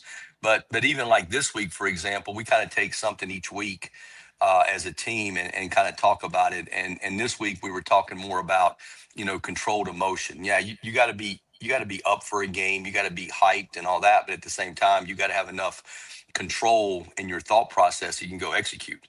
And you got to kind of develop that. But one thing we're kind of doing that's pretty cool is, and it gets you to know the players, is we're having, for every team meeting we have, we're having 4 to 5 guys get up and kind of tell their why.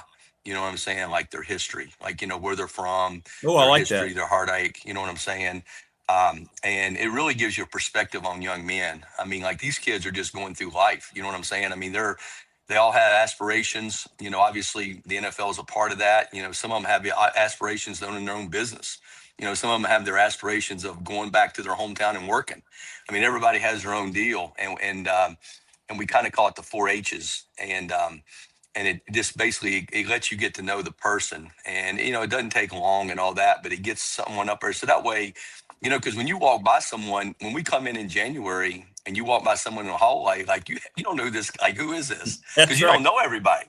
And, I did think that we did something well last year that I liked, that it was always a point to introduce yourself every day to somebody, to 5 people new. In other words, when you're walking the hallways, and it might be an employee, it might be the academic counselor, it might be the janitor. I mean, you're introducing, you say hello to yourself, and just so that people get to know you. So, that's part of what we're doing right now. But that's the part of the game that I enjoy the most, is the bonding with the players and development of players and watch guys grow and those kind of things. I like that. Yeah, that's smart. And you're right.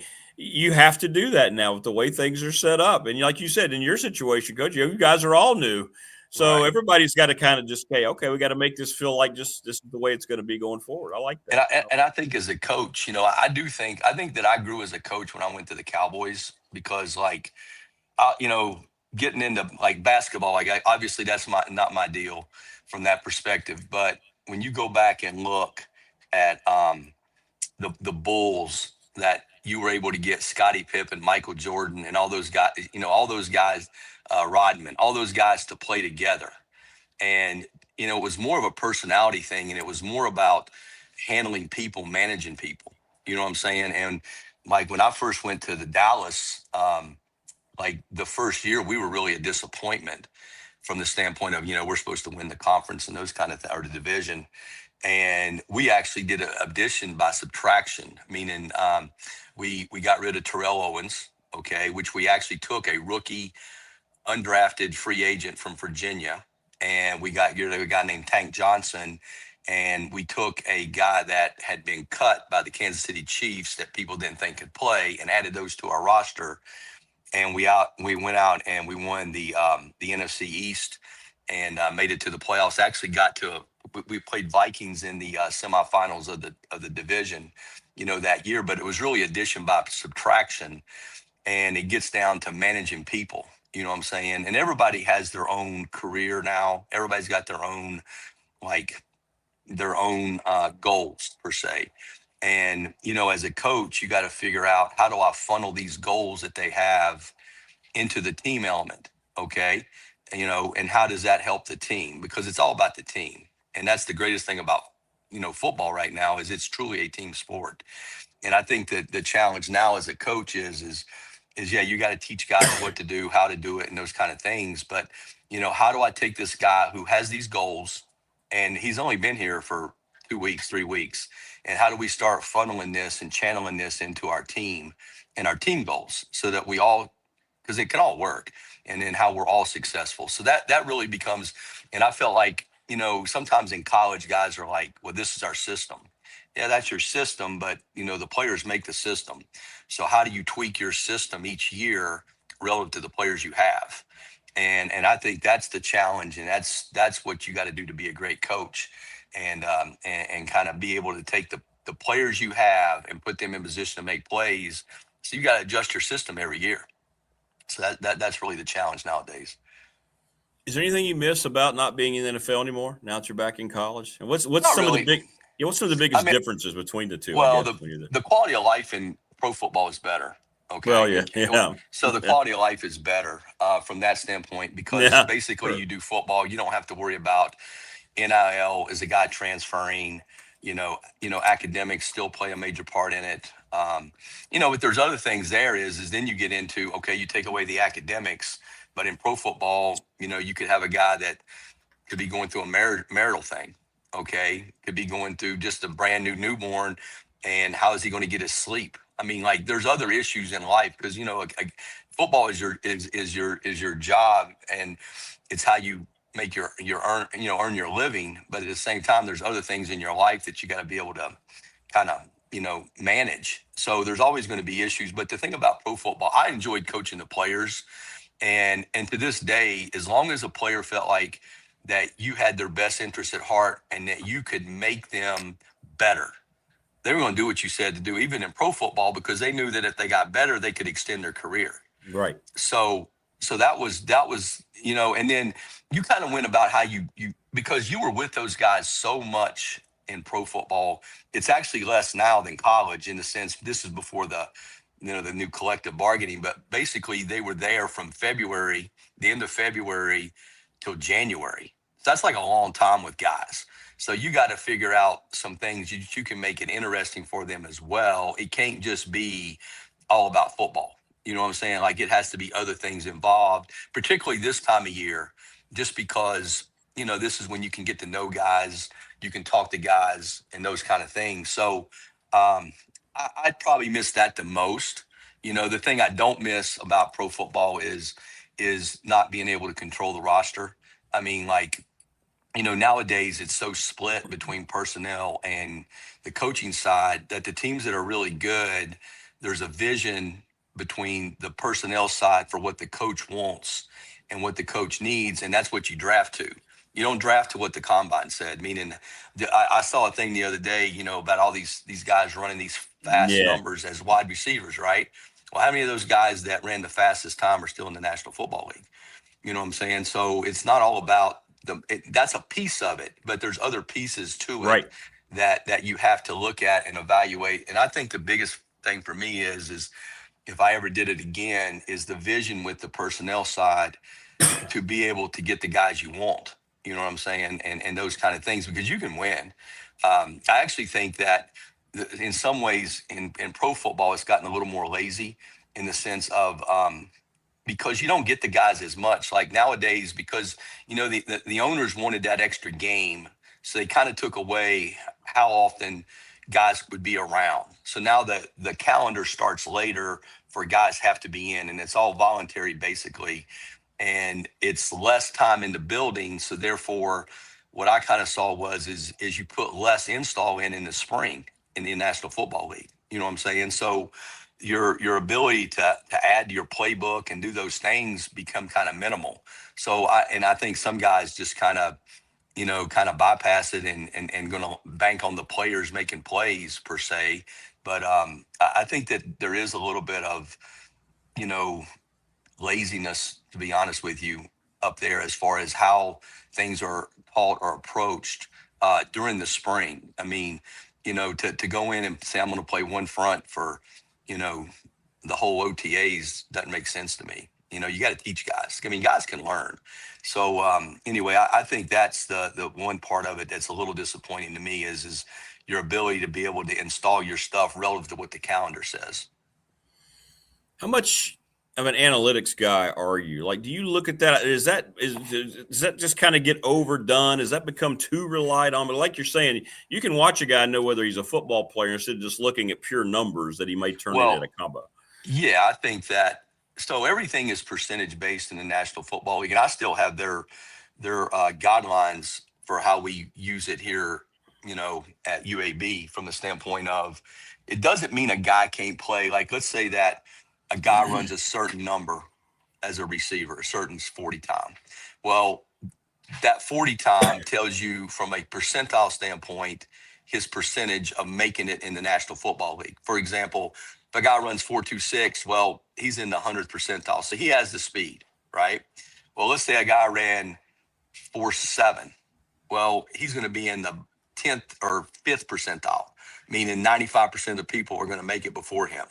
Doesn't mean he can't make it, but from a percentage standpoint, of 100 players in the National Football League, only 4 are running that. Does that make sense? So it becomes it's more of a percentile thing. I mean, that's why guys drop in the draft, and that's why guys go up, because what happens is you have these measurables for height, weight, speed, what they jump, and all of that gives you a percentile of how their measurables compare to other starters in the National Football League. Okay. And where they rank with those guys. And then they do have the analytics version now of the plays they make and those kind of things. I think that's more, to be honest with you, more the eye. I mean, and you don't know what the guy's being coached, what he's being told to do. So I don't bank as much on that as, hey, tell me height, weight, speed, what they can do, and then watch the tape. And then I think the biggest thing is you got to put value on the guy for, okay, is he a 2-down player? Is he a 3-down player? Can he play special teams? Like, what's his position flexibility? You know what I'm saying? Well, the guy can play, like, for example, Dallas Turner. Okay, when I was with the Saints and Dallas Turner, like, we had a hard time. Like, well, he's a specialty player that doesn't really fit our defense. And I'm like, well, this guy makes plays and playmakers win games. So you figure it out. Okay. And he could have actually, in my opinion, been a stack linebacker, off the ball backer on early downs and moved to the end of the line on 3rd down or whatever situation you want to have it. So I think that you got to have a vision for how you're going to use the player. You know what I mean? Just to say, I'm going to take a guy because he's big, fast, and all that. Well, how are you going to use the guy? And I think that's where people get in trouble is the vision between personnel side and coaching side doesn't mesh. And you end up with a player that doesn't fit, and they don't know how to utilize the guy's talents, or he can't do it. He cannot, function in your system. So I think that's the challenge in the NFL right now. It's interesting. Yeah. I mean, so when you're sitting there with your staff and, you've recruited these guys, you have them in now and you're working with them, you just kind of hope that it doesn't show up on the other side of it. That, okay, well, maybe we didn't recruit. Maybe we didn't notice something about this guy that he's not going to work out here. How long does it take you now to watch these guys now? Or what's your, how long is in your experience, We've been kind of limited in what we're doing from hey, you're not going against a particular guy. So you can watch guys run, change direction, all those kind of things. So you kind of get a feel. I think the biggest thing now is you can kind of get a feel for how guys learn, how they process, what's their work ethic like, like how much are they watching tape? Like nowadays we give everybody iPads, right? Well, I can check your iPad and tell how long you've been on the iPad. I can have our computer guy log into the iPad and tell me, hey, this week, this guy spent so many hours on an iPad.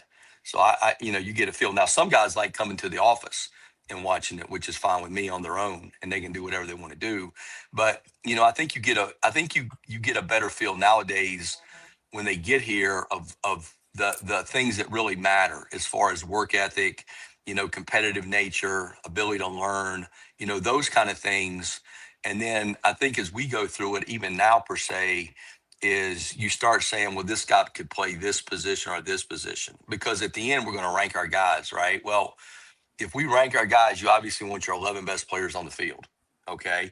Well, if one of the top 11 get hurt, I don't want to have to go to the 18th or 19th player to get him in the game just because he knows what to do. I want to be able to put the 12th, 13th, or 14th guy relative to a position in the game. So I think that, and I think this is what's helped me being back in college. Like even now, we have roughly 41 guys. That's more than I've ever been used to. Because when I was a coordinator in National Football League, I mean, you might have 22 guys active game day, because you have a 45-man roster on game day. So how are these 22 guys going to play the game? And then who's playing what relative to somebody getting hurt or somebody needing a blow or those kind of things. So I think it forces you to cross-train people to get the best players on the field, because it's all about players. It's all about getting the best players on the field to go make plays. So I think that's the challenge nowadays is you get these guys so, late, and really, we got them in January. It's where are they going to fit? And then what position flexibility do they have to get your best players on the field? So that's really what we're going through right now, trying to figure it out. And the guys have been really good. I think we move in the right direction every week. Next week they're actually going to be on spring break, and then we come back, and then we actually get to do football. We start spring practice, which is probably the funnest time of the year for me, because you get to coach and teach football and kind of be around it with the idea that you don't got to go to a meeting to get ready to win a game, from that standpoint. Well, along those lines, one more question here from Wayne. He says, Coach, what are the most important goals in the spring? What are you guys laid out? What is it about spring ball that you're trying to get accomplished? Well, the first thing you got to get a call is we got to play to our identity, which is fast, physical, and aggressive. So the first thing we'll do is a pursuit drill, and I want you to strain. And we'll do the pursuit drill, not a traditional 11 guys. What we'll do is we'll have four front guys, 4 D linemen per se. They're going to go out, and we're going to get them moving left, right, up, down, whatever. And then I'm going to turn, and there's 4 dudes, right? Well, there's only 3 cones, and the cones are on the side of the field. Okay. Well, you gotta stick your foot in the ground and run your ass to get one of those cones, but there's only 4 of them. There's only 3 of them. So somebody's getting left out. So then you get to see guys strain, and the guy that doesn't get a cone's got to go to midfield. He owes me 10 up downs. We go the next group. And then we'll put 4 guys out there with 3 cones. Okay. With the idea that I want to see you run and strain. Okay. So we got to teach that. So then once we teach effort, you got to teach effort, because if you don't have effort, and I think you got to show them during practice, like for example, then we got to take that to a team period. All right. So when you get to the team period and we're going against the offense, like we're not tackling to the ground, but we're not tackling to the ground, but we're getting in a hitting position. Right. Well, you got to have guys pursuing to the ball. Well, you can grade effort on that. So the thing that we do with spring practice, every day we grade you on your ability to play physical. And that's talking about up front and those kind of things. That's not cheap shots. That's playing blocks. It could be a corner playing blocks and cover too. Your physicality, your effort. Okay. And then we look at your mental errors, which you're going to have mental errors because everything's new. Right. And then we're going to grade you on every play to see where you are, and we're going to compare that to other people, because at the end of the day, it's just like the world. The most productive people are going to be the guys that play. Yeah. And that way, I'm not setting the depth chart, you are. Okay, so you're going to set the depth chart based on the way you perform in practice. So obviously, physicality and effort are the 2 major things, and then you got to teach guys how to do things, the techniques, because a technique in this defense could carry over to a new defense in the fall that we put in for a game relative to who we're playing, but it's the same technique. So then you got to get into, the techniques of it. You know what I'm saying? So really you start talking about physicality, effort, and then the fundamentals of how to do things. Those are the things that you really got to get accomplished. And then the other thing is, honestly, is evaluating the players, because we don't get preseason games. Right. So like you need to evaluate guys in tough situations. Like every defense, just like every offense, every defense has like the strength of the defense. Okay. Well, every thing's going to have a weakness too. So a lot of times, I'll be honest, I'll put us in bad positions in the spring to see because if we're dialing it up and hitting it, shit, we don't got to worry about it. Right. Yeah, But like right. if it comes to a situation where we got to make a play, can you make a play? So a lot of times in the spring, I'll put us in tough positions just to see how we can make plays and evaluate people in one-on-one matchups. So those are really the things that I think that are important to start with, is really just talking about your physicality, your effort, how you do things, and then watching you compete and win one-on-one. And then it gets into consistency too. You know, we don't practice every day, so it's basically either a Monday, Wednesday, Friday, week, or a Tuesday, Thursday, Saturday week. And then how do you stack days on top of days and everything? And then I think it's important that, like, we meet a lot in, like, even because we're limited in our time right now, so we meet individual a lot right now. But once the spring ball version of it starts, we'll start meeting together, because I want the corners to see, hey man, who's knocking the shit out of people up front? You know what I mean? And I want the D line to see, shit, who's covering guys in the back. Because then you get a bond like, well, this guy's a good player. Because honestly, those guys don't look at that stuff. You know what I'm saying? They're just looking at their position in their room. And I think you got to bring guys together that way, that there's a respect involved. Like, shit, this guy can play, or it can also call guys out. I mean, and I think you can do it nowadays. Like, for example, the tape doesn't lie. So if we're watching a play and you're not running to the ball, all I got to do is that as hard as you can run? And then no. Well, what's the problem? You know what I'm saying? So in a lot of ways, you just corrected the guy, because you can't have habitual defenders. You know what I'm saying? Like, you can't, like, it's going to happen. Like, everybody's going to loaf at some point, but you got to develop the habits that I'm going to strain to the ball. Give us a blade of grass to defend. And I think that you can show that on tape, because guys don't want to be called out in front of their peers, you know. And the same token, you can show the type of characteristics of physicality, effort that you want. And this is what we're looking for. Like, watch this guy run to the ball. Like, watch this guy strain on this play. You know what I'm saying? So you can show the good plays as well as the bad plays. And then you can educate the players on what you're looking for. You know, I mean, because a lot of times you may think that a guy understands, but they may not understand. So I think you got to show them on tape, like, exactly, and define it. You know, like, we actually define a loaf. You know, what is a loaf? And we show them on tape what a loaf is.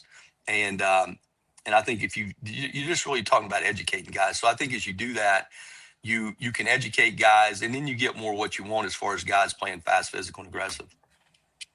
Good answer. There you go. Knowledge from Coach Grantham. Good stuff, man. And by the way, thanks for the hoodie. It looks great. Yeah, man. Great. Yeah, no problem. That was great. That's a great logo. So I'm a big It's pretty cool. Yeah. I'm a big Godzilla fan. It reminds me of Godzilla. I'm a big Godzilla fan. It's pretty good. Yeah, this is sweet, man. That's sweet. Yeah. Well, man, I hope you guys have a great week, and appreciate you as always, brother. No problem. You guys take care. See you. All right, man. Take care. Bye-bye. Yeah. How about that for an answer, huh? That takes you right inside. I love that, man. I'll tell you what. You just sit there. I'm just sitting here absorbing it, you know, listen to the coach, and you just envision it all, both coaches, right? It's great, man. We get more knowledge from those two guys, just taking you inside. Now, if you're a Tech fan, you're getting ready, you think about what's going on. It's got to be similar, right, across the country, and what James Franklin and his staff are going to be doing. It's cool. It's cool. Good stuff. Been a good show today. Start off on Monday. Coach Elmo was in rare form. Thanks for all the Professional Door Incorporated text messages. Good stuff. And again, welcome to Sundown Electric. Thank you so much. To all those folks, Jeff and company, you've done a great job. It reminds me a lot of all our sponsors, but in particular, Professional Door, in terms of like Suns taking it over and taking it to a different level. And we really appreciate the support. And hey, if you know anybody who wants to sponsor, wants to support the program, please let me know.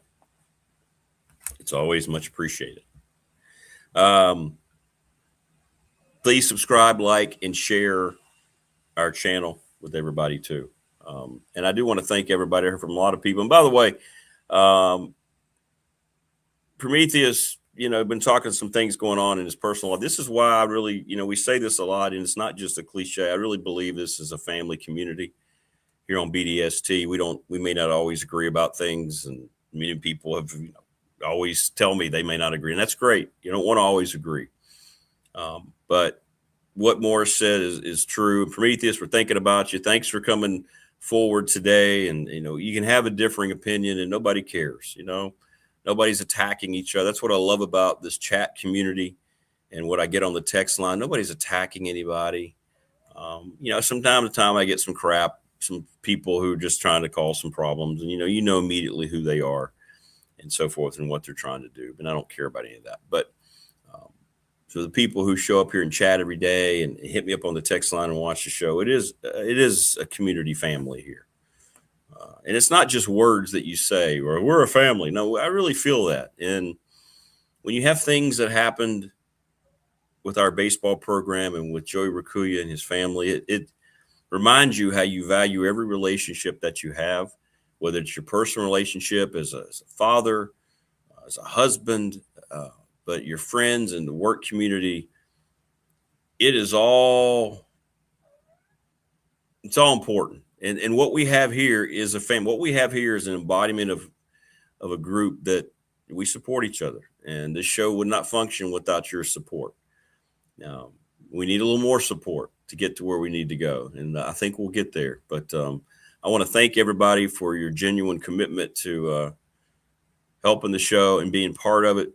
Your input, I'd never take any of it for granted. It's one of the things I look forward to the most coming on every morning, is knowing the chat's going to be lit up and we're going to have great conversations and we're going to have great ideas and people. It's awesome. We need to get more people in chat. It's cool. It's cool. This show has made an impact on me, and I know it's made an impact, period. But I looked at it again this morning. We have 14 different countries that have subscribers and people that are staying subscribed. Now, they usually don't show up in chat, but they're staying here, right? They're staying on. It's cool. I never dreamed that would be the case. But thanks to everybody. And just know that nobody here is judging anybody. Nobody here is going to take anything. Like if you have something that you disagree with, nobody cares. I don't care about your politics. I don't care if you like the NBA and I don't like the NBA. I don't care if you like Virginia Tech's black uniform knowing I don't like it. It doesn't matter to me. Exactly, Wayne. We having discussions, if we can't have it here with what's going on in the world, like if you can't have a discussion without somebody hating you or threatening you or canceling you. Yeah, exactly. Just support one another. You don't have to agree. It's fine. It's fine. And I think the most important things, I think we agree on those. I think we do agree on the most moral, most important things that really mean something as humans and not necessarily regarding sports.